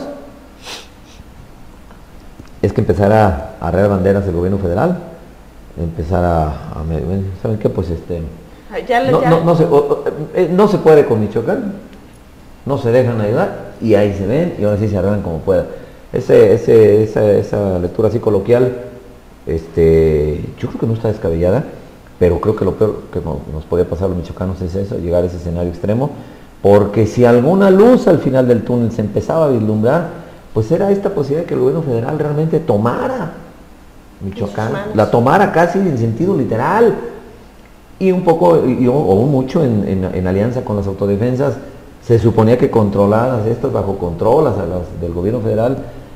Esa era para mí la luz que se podía empezar a ver. Sigo confiado en que pueda seguirse viendo, pero cada vez tengo más dudas porque, vamos, se le está resquebrajando a Castillo esta situación. Ojalá pueda volver a rearmarlo porque no veo cómo, con todo respeto al poder local, no tiene ni con qué, y yo diría que ni siquiera quiere resolver el asunto. Y aun cuando quisiera, me parece que no tiene con qué. Pero bueno. Último tema, si les parece que también es importante, ayer la agrupación esta que se llama CENIRE, que está integrada por gente, me parece a mí, yo conozco a casi todos ellos, pues gente responsable, diría yo, que está muy dedicada a evaluar cuestiones de tipo presupuestal en gobierno, un poco incómoda a veces para el gobierno del Estado. Ayer ofrece una conferencia de prensa, nosotros habíamos publicado desde la noche anterior lo medular de su análisis que hace de la cuenta pública 2013 y de lo que viene en el 2014, y bueno, hay un dato que es muy demoledor. Estima que este año el gobierno del Estado va a tener que volver a registrar un déficit de más de 8,000 millones de pesos, porque estima el gobierno recursos mayores a los que en realidad sabe que va a recaudar. Solo para ajustar presupuestos dice, no, yo creo que sí voy a alcanzar a recaudar este año 50 pesos. Él sabe que nada más va a recaudar 45. Esos 5 nunca los va a recibir, pero los pone en el presupuesto para que ajuste ahí contablemente. Y al revés, sabe que va a gastar más, por ejemplo, en la Secretaría de Educación, y nada más le pone 17,000 millones, cuando él sabe que va a gastar por lo menos 22,000. Esos 5,000, de alguna parte los va a tener que sacar, ese es déficit, sumar los dos factores. Y concluye, se mide en que no se han corregido esta tendencia depredadora, así lo califica, de las finanzas, de no hacer las cosas realistas, no estimar lo que sabes que vas a tener realmente y a lo que vas a gastar realmente.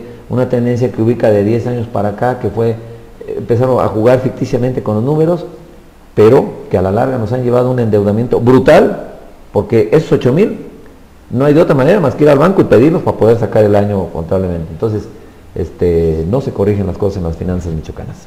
Fíjate que esto es un asunto que ya tiene mucho tiempo en nuestro estado. Como recordarás, Jaime, en la gestión de Tinoco Rubí la deuda de Michoacán era, creo que, muy manejable en ese momento. Pues entre los 152 millones de deuda. Sí, y de ahí se va a los miles de millones que comienzan con Lázaro Cárdenas Batel, cómo se multiplica con Leonel Godoy, cómo se sigue incrementando en la actualidad. Es decir, creo que hace falta una mayor disciplina fiscal, un cálculo mucho más realista, pero sobre todo que se hagan las cosas con más profesionalismo, ¿no? Lo que yo lamento mucho es que la deuda de Michoacán de alguna manera es equivalente o pues, se puede medir también a través de la impunidad, que no se ha perseguido, que no ha pasado más que de un asunto mediático de que se va a aplicar la ley, que se va a investigar, pero no pasa nada. Y el asunto es, bueno, ¿qué va a pasar de aquí a 5 años más en Michoacán?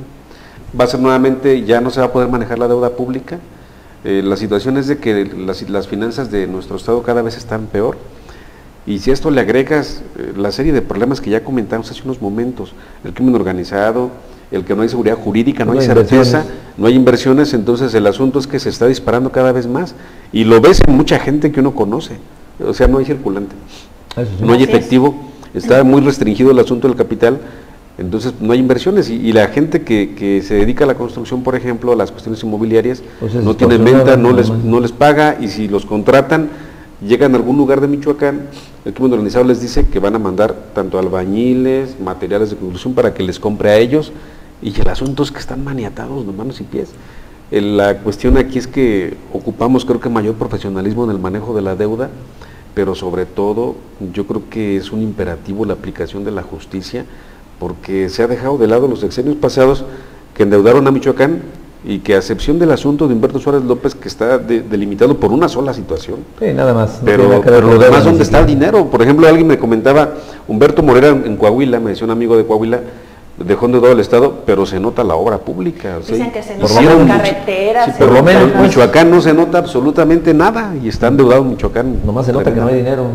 Fíjate que a mí me llamó mucho la atención este fin de semana, cómo se enfureció, porque esa es la palabra, el maestro Leonel Godoy, porque pues obviamente los reporteros le preguntaron su opinión en relación, bueno, a las detenciones, al tema del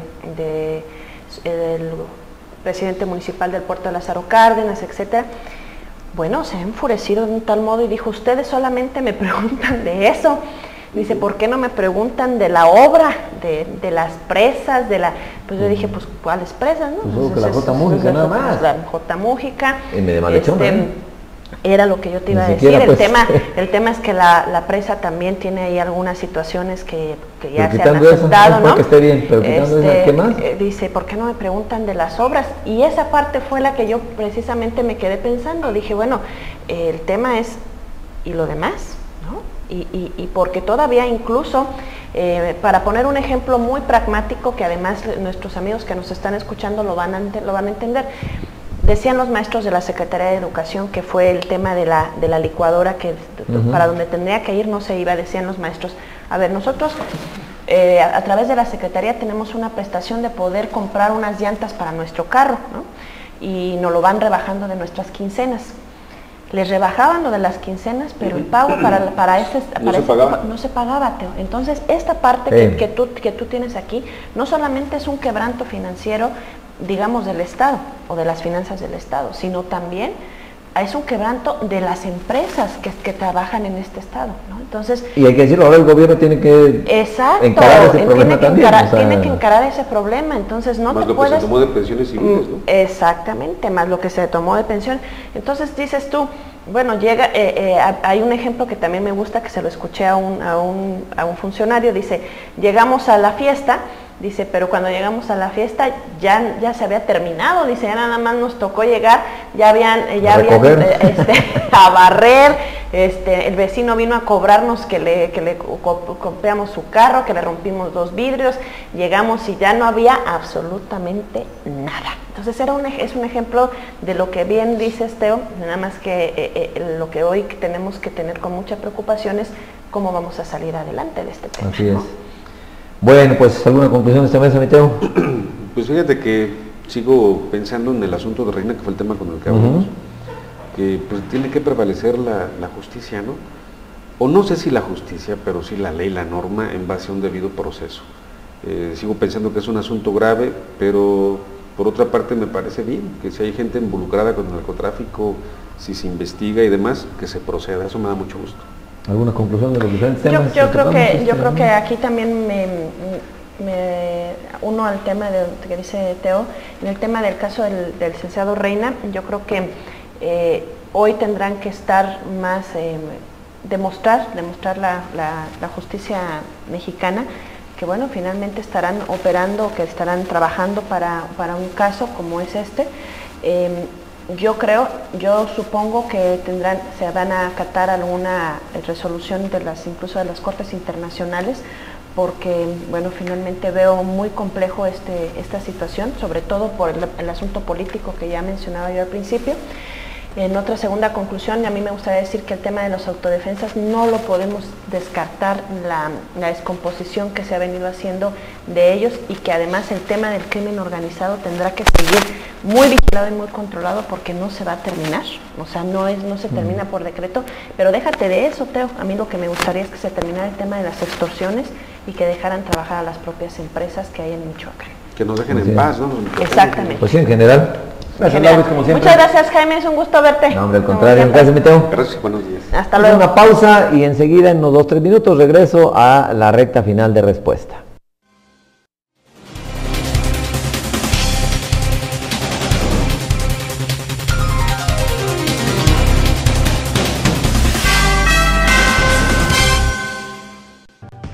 Es importante destacar que no se debe eliminar por completo el proceso de curado.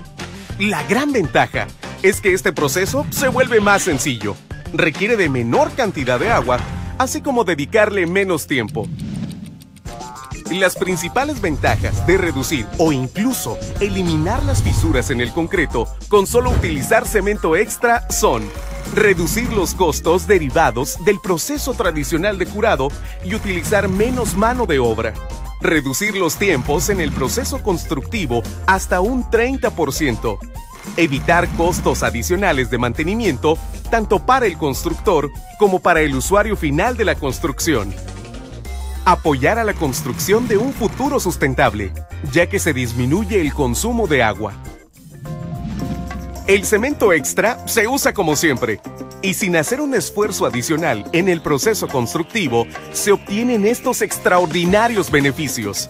Es el cemento por sí mismo quien trabaja por la calidad de la construcción. Usa cemento extra y deja que éste se preocupe de las grietas y el curado, mientras tú te ocupas en otras cosas. ¿Alguna vez un cemento ha hecho algo extra por ti? Cambia a Cemento Extra y únete a la evolución del cemento.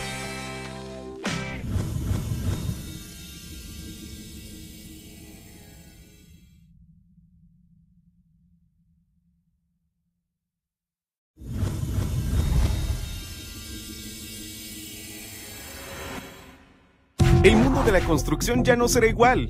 Ahora Cemex le puso el extra y mejoró el cemento, cambiando las cosas tal cual las conocíamos. Hoy presentamos la evolución del cemento. Cemento Cemex Extra. Las marcas de cemento Cemex que ya conoces y siempre te han brindado la mayor calidad y desempeño, ahora además son cementos antigrietas. Este producto reduce hasta un 80% la formación de fisuras por contracción plástica, facilita el proceso de curado y tiene un mejor mezclado, adherencia y trabajabilidad. Todo esto sin que tengas que realizar algo especial en su proceso de preparación. Haz lo mismo de siempre. Utiliza los componentes básicos usuales: agua, arena, grava y cemento. Permítenos mostrártelo. Al compararse un mezclado de cemento tradicional contra cemento extra, no se aprecia ninguna diferencia en la preparación. Pero se obtienen resultados muy diferentes que se pueden ver a simple vista. Para esta prueba, se utilizaron las mismas cantidades de materiales y agua para tener como resultado dos concretos con resistencias y revenimiento equivalentes.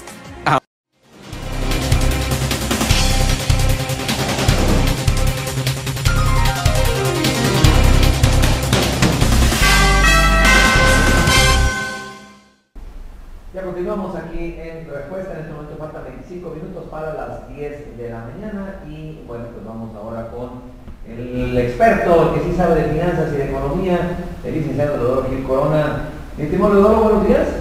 Jaime, muy buenos días. Pues muy buenos días. Mira, información que acaba de salir. El día de hoy tenemos, bueno, el día de ayer salió la información relativa al índice de confianza del consumidor. Ya hay una nueva valoración en la percepción de los consumidores a partir de la encuesta que aplica el INEGI. Tenemos también el índice de confianza de la parte empresarial para distintos sectores económicos, y que finalmente es el pulso para ir observando también desde la percepción de los sectores económicos, los sectores productivos, el comportamiento de la economía mexicana. Y algo que está empezando, digamos, a evaluarse, a analizarse, a discutirse, de que más allá, y eso lo quiero detallar, Jaime, en el caso de la economía mexicana, que más allá de la situación económica que tiene que ver con la mejoría de la parte productiva de los Estados Unidos, de la situación financiera, económica del país, incluso de la propia dinámica de la economía mundial, están observando distintas empresas y analistas de que uno de los talones de Aquiles que empieza a tener mucha incidencia en la economía mexicana es el tema de la seguridad, Jaime. De manera que hoy tenemos que darle también seguimiento no solo a la parte de los indicadores económicos, sino, repito, hoy a lo que están señalando, apuntando, subrayando, que el tema de la seguridad pública en México se está convirtiendo en un factor que está limitando ya en estos 4 primeros meses del año, teniendo efectos negativos en el comportamiento de la economía mexicana.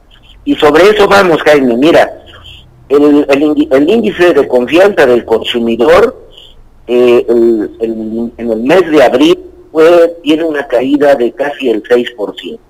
¿Qué significa? Bueno, que la percepción de los hogares en el país, tanto en términos particulares como a nivel de la macroeconomía, es que no hay mejoría y que en todo caso la percepción es que sigue siendo un contexto hacia la baja en el bienestar familiar y en la perspectiva y en el bienestar macroeconómico del país. Por ejemplo, la situación que perciben los hogares, la situación económica actual respecto a hace 12 meses, es decir, abril del año pasado, pues prácticamente no se movió, ¿verdad? Es decir, siguen percibiendo que hay un problema de no mejoría en la situación familiar respecto a hace 12 meses. ¿Cuál es la perspectiva de los hogares hacia los próximos 12 meses? Pues es negativa, Jaime. Es decir, la percepción de los consumidores a partir de la familia, ¿verdad?, perciben que va a haber una percepción hacia la baja de casi el 4%. Cuando evalúan de cómo nos medimos en el país, la economía del país respecto a hace 12 meses del año pasado, pues la percepción es que nos fue muy mal, casi una caída del 8% en este componente. Y la perspectiva, es decir, cómo estaríamos dentro de 12 meses, hacia el 2015, pues sigue siendo, pues francamente a la baja, casi del 11%. Esa es la percepción del índice de confianza, que si te das cuenta, es prácticamente la percepción de los consumidores, es que no hay mejoría y no habrá mejoría en la perspectiva económica y familiar del país. En la parte empresarial, este es el índice de confianza empresarial, y en la parte manufacturera hay una caída para el mes de abril respecto al mismo mes del año pasado de 4.4%, ¿verdad? Es decir, en la encuesta para medir el índice de confianza empresarial manufacturero es que no hay, pues prácticamente, mejor dicho, hay una caída franca de la parte manufacturera. Cuando evaluamos o revisamos el índice de confianza empresarial de la industria de la construcción, la medición para el mes de abril te resulta que es con una caída del 2%.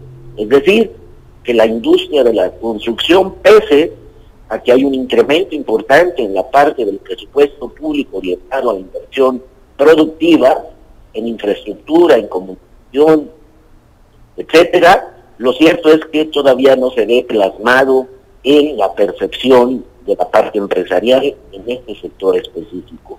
Y el componente del índice de confianza empresarial relativo al sector comercial o al comercio, Jaime, la caída al mes de abril, medidos en términos anuales, es de una caída del 5.2%. Esos dos indicadores te dicen que en efecto la economía real del país no está mejorando, no está moviéndose positivamente en los 4 primeros meses del año en relación a los 4 meses del año 2013. Eso ya lo hemos comentado en amigos de respuesta, Jaime, en donde no hay visos claros, contundentes, precisos, de mejoría económica, y que seguramente ya la Secretaría de Hacienda, Jaime, empieza a establecer, de hecho lo establece, que en efecto la economía mexicana no va a crecer 3.9%, Jaime, y que va a estar creciendo por el orden, que es la coincidencia, seguramente con muchos analistas, con nosotros hemos estado apuntando que la economía va a crecer cuando mucho en este año, un 3%. Y el tema que sobresale en los análisis del día de hoy es para salir, Jaime, en la encuesta nacional de seguridad pública urbana que produce el Instituto Nacional de Estadística y Geografía, pues más noticias, Jaime. Para el mes de marzo, el 72.4% de la población de 18 años y más consideró que vivir en su ciudad es inseguro. Es decir, es una percepción de inseguridad en la parte urbana de un 72.4%, que si lo evaluamos con diciembre del año pasado, quiere decir que hay un incremento en el mes de marzo con respecto al mes de diciembre de 4.4 puntos porcentuales. La inseguridad o la percepción de inseguridad medido en las áreas urbanas, Jaime, en 25 capitales del país y otras ciudades que considera la evaluación, la percepción es que sigue incrementando el tema de la seguridad, de la inseguridad pública en el país, y eso es lo que hoy se está evaluando, el impacto que empieza a tener en el crecimiento económico, y seguro hay que estar dándole seguimiento puntual a este componente que hoy ya se reconoce abiertamente. Es un tema que desfavorece el panorama económico y que merma las capacidades productivas del país. Ese es el comentario, Jaime, el día de hoy. Pues muy interesante como siempre, y por supuesto para analizar y datos preocupantes que nos ilustran lo que está pasando en la realidad de la economía nacional y estatal. Gracias, mi estimado Eleodoro, como siempre, un saludo. Al contrario, Jaime, muy buenos días. Buenos días. Eleodoro Gil Corona, el experto en finanzas y en economía. Vamos ahora con Edevi Vega, a ver qué nos platica ella, seguramente cuestiones más agradables que la economía. ¿Cómo estás, Edevi? Buenos días. Buenos días, gusto saludarte y por supuesto a todos los que nos siguen a través de este portal de respuesta y con los acontecimientos más relevantes del 8 de mayo. En el año de 1794 muere decapitado en París, Francia, el científico francés Antoine Laurent Lavoisier, considerado uno de los fundadores de la química moderna, autor de la ley de la conservación de la materia.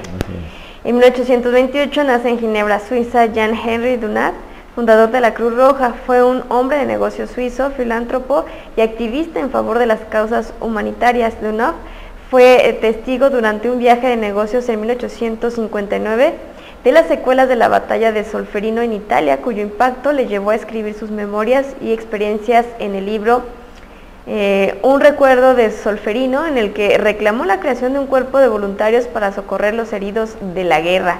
Esta petición sirvió más tarde para la fundación de la Cruz Roja Internacional.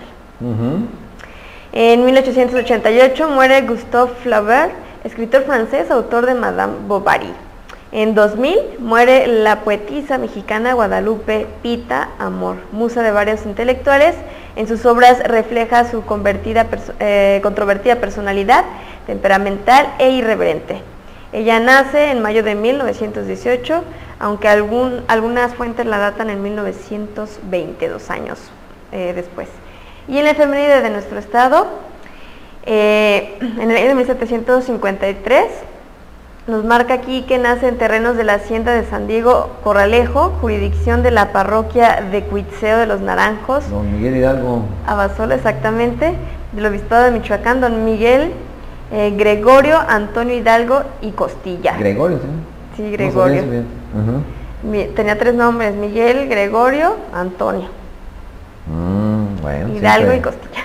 Siempre se aprende algo.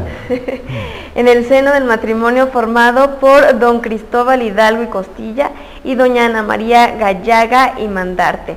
A los 12 años de edad, en compañía de su hermano José Joaquín, pues Miguel Hidalgo se traslada a la ciudad de Valladolid para iniciar en los colegios de San Francisco Javier y San Nicolás Obispado, que fue su formación sacerdotal. Correcto. pues son los acontecimientos del 8 de mayo. Muy bien, ¿y en eventos cómo andamos? Pues más o menos tenemos actividades para este jueves lluvioso, no vaya exactamente. A afectarlos, pero bueno, a ver qué tenemos programados. Pues para quien les gusta la poesía y la música, pues va a haber un evento de esta índole interpretado por Edel Juárez en el Café del Olmo a las 21 horas con entrada totalmente libre. Obviamente, como es un café, pues lo que consuman, pues correrá por su cuenta. No, pues hay que consumir algo, ni modo que vayamos ahí de bocas secas, como dicen, ¿no? Pues un cafecito, pesado, ¿no? Sí, la verdad. Si no, pues ¿con qué le pagan a esas personas? Exactamente. Y luego la exposición de Gráfica Contemporánea, acervo del Colegio Jesuita, esto será en la Casa de la Cultura a las 19 horas, es la inauguración de esta exposición. Posteriormente la podrán visitar al horario de este centro cultural. También es jueves de Cine Club. En esta ocasión nos cambian el ciclo, La vida de primer mundo. Ah, es el que habíamos dicho el martes. Sí. La vida de primer mundo, sí. Así es, entonces, bueno, la película de esta vez es Canciones del Segundo Piso. Okay. Bajo la dirección de Roy Anderson. Yo la verdad no había escuchado esa cinta, pero bueno, ahí está, es en el Museo Casa Natal de Morelos, a las 17 horas con una cooperación de 5 pesos, al menos aquí nos marca pues de qué son más o menos estas películas, con el ciclo, La vida de primer mundo. Correcto, muy bien. Homenaje en memoria de Gabriel García Márquez, el estado de Michoacán, bueno, pues se une al homenaje. Será en la Casa Natal de Morelos a las 18 horas con una entrada totalmente libre, con varios pues exponentes también. Uniéndose a este homenaje, habrá una lectura en memoria de Gabriel García Márquez, pero esto en el Poliforum digital a las 17 horas, un acceso totalmente gratis. Está bien. En música, ensamble de jazz, esto en el Centro Regional de Artes de Michoacán, en Zamora, a las 20 horas, con una entrada totalmente libre. Y bueno, ya para finalizar con los eventos que invita la Expoferia Michoacán 2014, en esta ocasión la agrupación Moenia, no sé si la conozcas. No. Pero por eso tenemos video. Ah, tenemos video, a ver, vamos a ver, pues vamos a ver. Lo bueno es que aquí no lo puedes escuchar, pero quienes nos siguen a través. Pero lo puedo ver. Exactamente. Viene esta agrupación de los 90, que bueno, pues todavía sigue vigente. Es una música, Moenia, es música como electrónica, más o menos, electropop. Y bueno, pues ellos yo hoy te estoy viendo a ti, ¿eh? Ahí está ya, a ver. Se presentan Moenia. Ajá, Moenia. Ah, no, Bohemia. No. Yo entendí Bohemia. No, es Moenia. Y con N. Así es. Okay. Es electropop. Como película de terror, ¿no? Es que son los videoclips que se avientan luego, pero para promocionar sus sencillos. ¿Y este es un grupo o es una persona? ¿O qué? No, son 3. Ah, 3. Es un grupo, el vocalista, y bueno, pues ahí los músicos. Mira, ¿y cantan de cabeza? ¿No? En este video, pues sí, ya ves, la magia de la televisión, todo es posible. Entonces, bueno, pues ellos cantan de cabeza ahí. ¿Estos son los que vienen al Teatro del Pueblo? Hoy vienen al Teatro del Pueblo, así que pues la lluvia seguramente no va a impedir, sobre todo para quienes gustan de ellos, pues llegan aquí a la capital michoacana. Lo mejor de todo, como ya lo hemos dicho, disfrutar porque pues no cobran nada, así que... La lluvia, esa sí puede afectar hoy. No, pero pues a los fans, ¿tú crees que les afecte eso? No les afecta. Ah, ¿no hay techo ahí, o sí? No. ¿Y a poco crees que van a estar así, papá? No, hombre, ¿cómo crees? ¿Sí? Sí, vas a ver que sí. ¿En serio? No, hay mucha gente ya apuntadísima para ese concierto y no creo que les... ¿Por qué artista irías tú así mojándote 3 horas? ¿De los que van a venir ahorita? No, por cualquiera. Ah, por Ricky Martin. Aunque estuvieras empapado, ¿sí irías? Sí.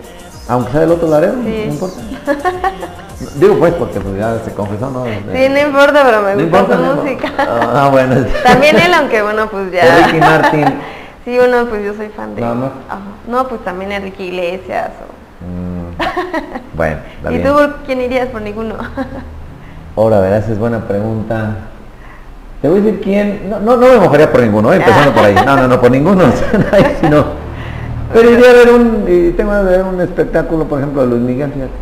En el auditorio, sí, ese me gustaría ver. Y casi que para de contar, El de Juan Gabriel, ¿no? Que dicen que es un buen espectáculo, que por cierto está de estreno internacional con su disco. Si es gratis, a lo mejor otros más, pero pagar, yo solo pagaría quizá por ver a Luis Miguel, nada más. Pero la gente que ha ido a ver a Juan Gabriel dicen que sí es un espectáculo, bueno. Yo lo he ido a ver al Palenque, pero no. Bueno, es que desde ya está celebrando 40 años de trayectoria. O sea, digo, su música pues no es así algo que me se aviente uno del quinto piso por ella, ¿no? O que se moje por no, yo creo que, y en su momento quizá, bueno, se no lo vas a conocer, pero mi ídolo de los 80s era Neil Diamond, ¿no lo ubicas? No, a lo mejor si pones una musiquita. Ahorita te la voy a enseñar aquí, es en su momento quizá Neil Diamond, y para de contar, pero un partido de fútbol del Barcelona Real Madrid sí me aventaba con 8 horas lloviendo. Y yo no me lo aventaba porque no me gusta. Cada quien ya ve. Sí. Un partido de Nadal y tenis. También, bueno, sí, que me empapara, ¿no? Cosas de ese tipo.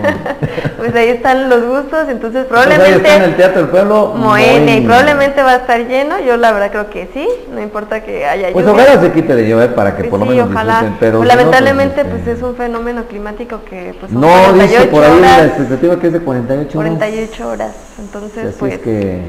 Ni modo, bueno, estamos también de la lluvia, así ahí que... sí, también estamos de la lluvia, claro que sí. Bueno, ¿es todo? Es todo. Órale. Gracias, Debbie. Gracias, buen día. Buen día. Bueno, vamos a una pausa y regresamos en 2 minutos al cierre de respuesta. Hace ratito dije que eran las 9:35, no eran apenas las 9:25. Ahorita sí ya faltan 17 para las 10, verificado aquí. Vamos a una pausa y regresamos.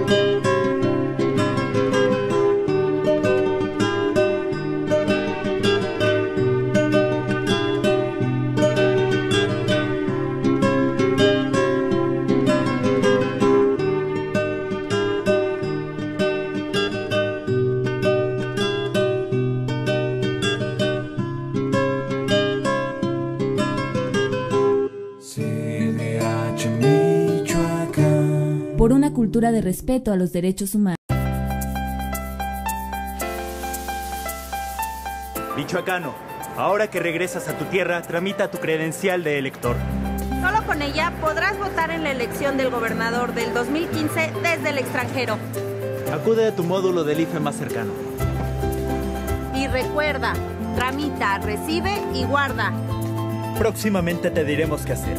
Para que estés donde estés, puedas votar. Instituto Electoral de Michoacán. Aún así, desde un inicio se puede observar cómo la muestra de Extra manifiesta una mayor cohesión y adherencia en la mezcla. Ahora, analicemos más de cerca estas imágenes. Vemos que los materiales en la mezcla de cemento Extra permanecen integrados perfectamente. Y al manipularlo, se aprecia cómo su trabajabilidad y adherencia es superior a la que se obtiene con una mezcla de cemento tradicional. El cemento Extra permite que tanto la grava, la arena, el cemento y el agua se mantengan dentro de la masa de concreto, evitando la segregación y el sangrado en exceso, lo que facilita los procesos de preparación, colocación y curado. Incluso una hora después que las muestras estuvieron expuestas al sol, a una temperatura ambiente de 37 grados centígrados, a la izquierda de la pantalla, vemos cómo el otro cemento perdió casi toda la humedad y no se le trabaja con facilidad, mientras que el Extra no ha perdido su alta trabajabilidad. Comprobamos sin lugar a duda, en diversas pruebas de laboratorio, que el cemento Extra retiene como mínimo el 65% del agua, a diferencia de cementos tradicionales que retienen menos del 50% del agua. Esta propiedad única del cemento Extra se debe a que no permite la pérdida rápida del agua.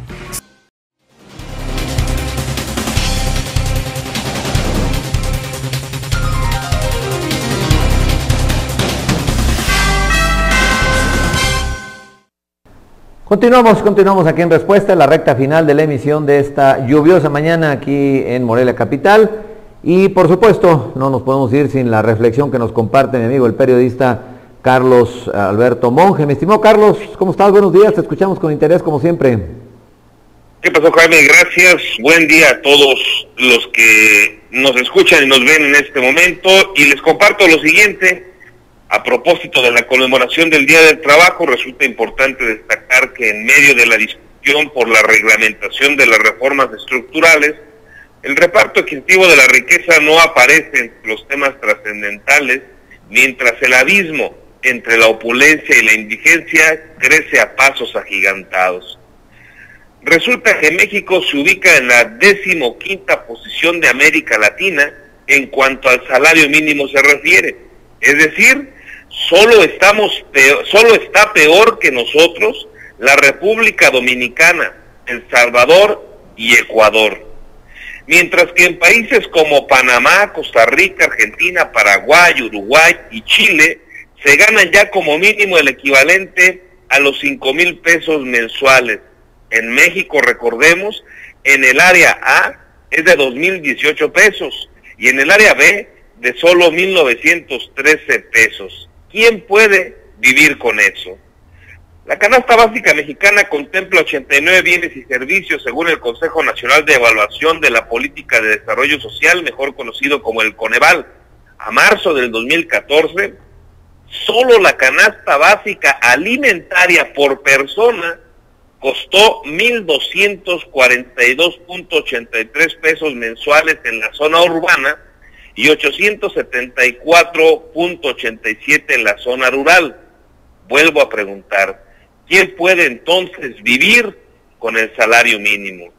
Además, vale recordar que el salario mínimo nacional ha perdido el 76% de su poder adquisitivo en los últimos 25 años, mientras que en la actualidad el 59% de los casi 53 millones de personas económicamente activas del país se ubican en el ámbito de lo informal, cuando la tasa de desempleo es del 4.7%. Sirvan estos datos para recordar la crisis que vive México, con dedicatoria especial a la clase política mexicana, que parece no tener oportunidad de observarlo en prácticamente todas las regiones del país. Esa indiferencia para con la clase trabajadora también es responsable de la crisis de inseguridad que brota por todo el territorio nacional. Usar al salario mínimo como fiel de la balanza para controlar la inflación y hasta las exportaciones con el vecino país del norte parece que está tocando fondo. Ya don José María Morelos y Pavón, en sus Sentimientos de la Nación, anhelaba que las leyes que dicta el Congreso deban ser tales que obliguen a la constancia y patriotismo, moderen la opulencia y la indigencia, de tal suerte que aumente el jornal del pobre, que mejore sus costumbres y aleje la ignorancia, la rapiña y el hurto. Caray, qué lejos estamos todavía de alcanzar ese objetivo vigente desde la creación misma de nuestra nación. Este anhelo del siervo de la nación, que la clase gobernante y política solo recuerda con sendos discursos cada 1 de mayo, pero que ha sido incapaz de lograr una mejor distribución de la riqueza. Y en ello, y solo como un ejemplo más, destaca el salario mínimo nacional, evidentemente insuficiente para obtener lo indispensable para vivir. Entre ese mar de discursos demagógicos, vale la pena destacar la convocatoria que hizo el jefe de gobierno del Distrito Federal, Miguel Ángel Mancera, para generar un debate nacional en aras de ajustar al salario mínimo, y lanzó ya 2 primeras preguntas. ¿Puede la economía mexicana crecer sobre la base de salarios mínimos tan castigados? ¿No será que la economía mexicana no crece porque el nivel de ingresos de los trabajadores es muy bajo? Ojalá le tomen la palabra a Mancera y el próximo año la clase política mexicana y el poder económico nacional logren darnos una gigantesca sorpresa y el salario mínimo mexicano se ponga a la vanguardia de América Latina, ya de menos, para que un obrero pueda acceder a la canasta básica. Espero que la clase encumbrada en el poder pueda entender a través de informes y tablas comparativas las dificultades que enfrentan quienes ganan salarios mínimos Ojalá que ello baste, pero si no, y por absurdo que parezca, que de menos experimenten vivir con 2,018 pesos al mes, para que entiendan y nos respondan quién puede vivir con eso. Con la esperanza de que haya una próxima vez, Jaime, me despido. Gracias a ti y a todo el auditorio. Gracias a ti, Carlos. Un buen jueves, que estés muy bien. Igualmente, hasta pronto. Carlos Monge, su reflexión esta mañana aquí en Respuesta. Y las primeras planas, Laura López, ¿cómo estás? Buenos días. Jaime, muy buenos días a todos los que nos siguen a través de www.respuesta.com.mx. La Voz de Michoacán en su página web destaca que ordena juez a Staspe no restringir servicios al Poder Ejecutivo. Lanzan himno nacional del Mundial Brasil 2014 con Carlos Santana. Roberto Jordán, los Hooligans y los Crazy Boys se presentarán en Morelia. El Sol de Morelia, condenados a pena de muerte 7 michoacanos en Estados Unidos. A Canadá, estudiante del Cebetis 149. Comisionado federal sostiene reunión con ediles priistas. Jornada Michoacán, los alcaldes sometidos por narcos, autodefensas y hasta jueces. Macías, meto las manos al fuego por él, dice el líder del PRI.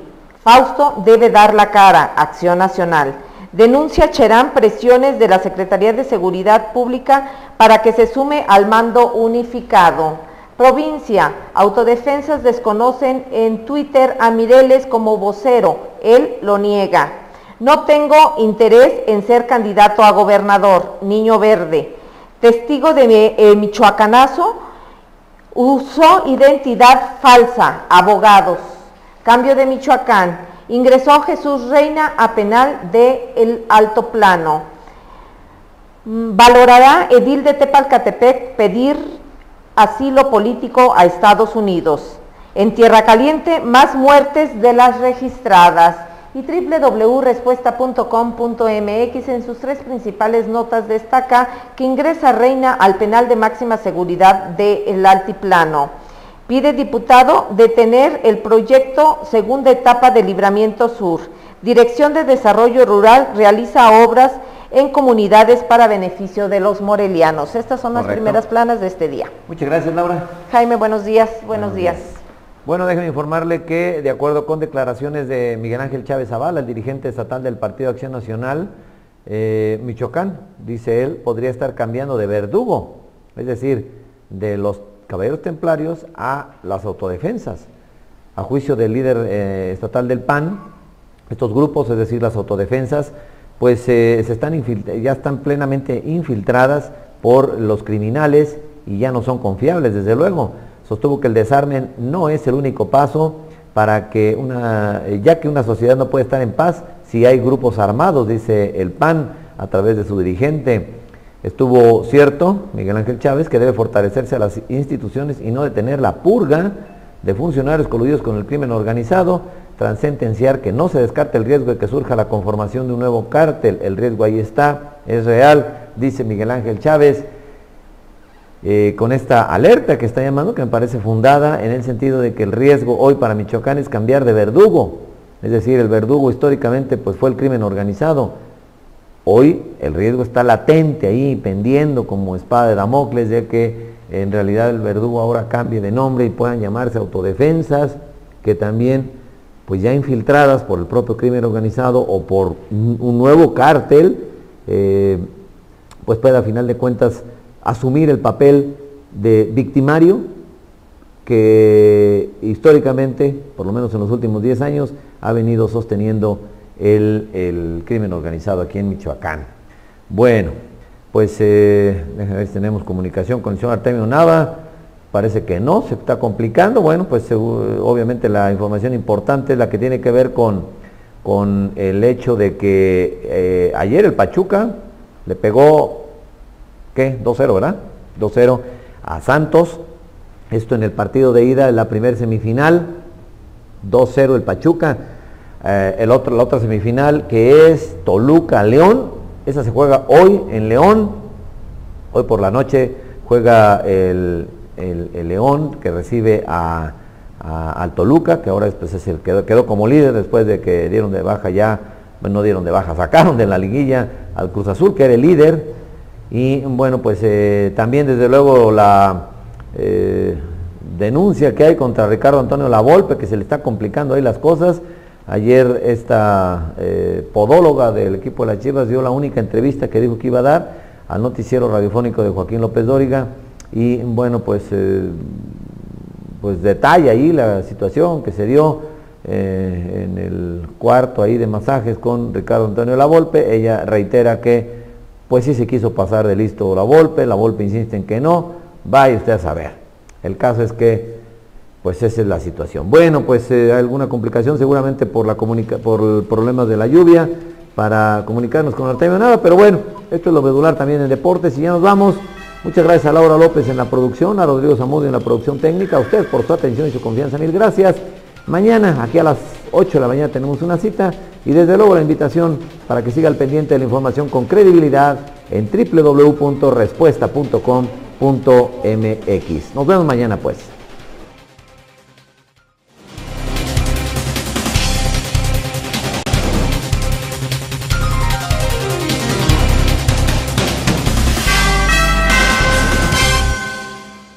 Sino que la va dosificando. Esta disminución controlada de la humedad tiene unas ventajas muy significativas para aumentar la calidad de todo tipo de edificaciones, con mejores acabados y significativamente menos grietas. Ahora bien, sabemos que los elementos de concreto, invariablemente cuando pasan de un estado fresco a uno seco, tienden por supuesto a hacerse duros, sólidos y resistentes. Pero además, naturalmente tienen una tendencia de generar fisuras por contracción plástica. Para evitar estas fisuras, es necesario realizar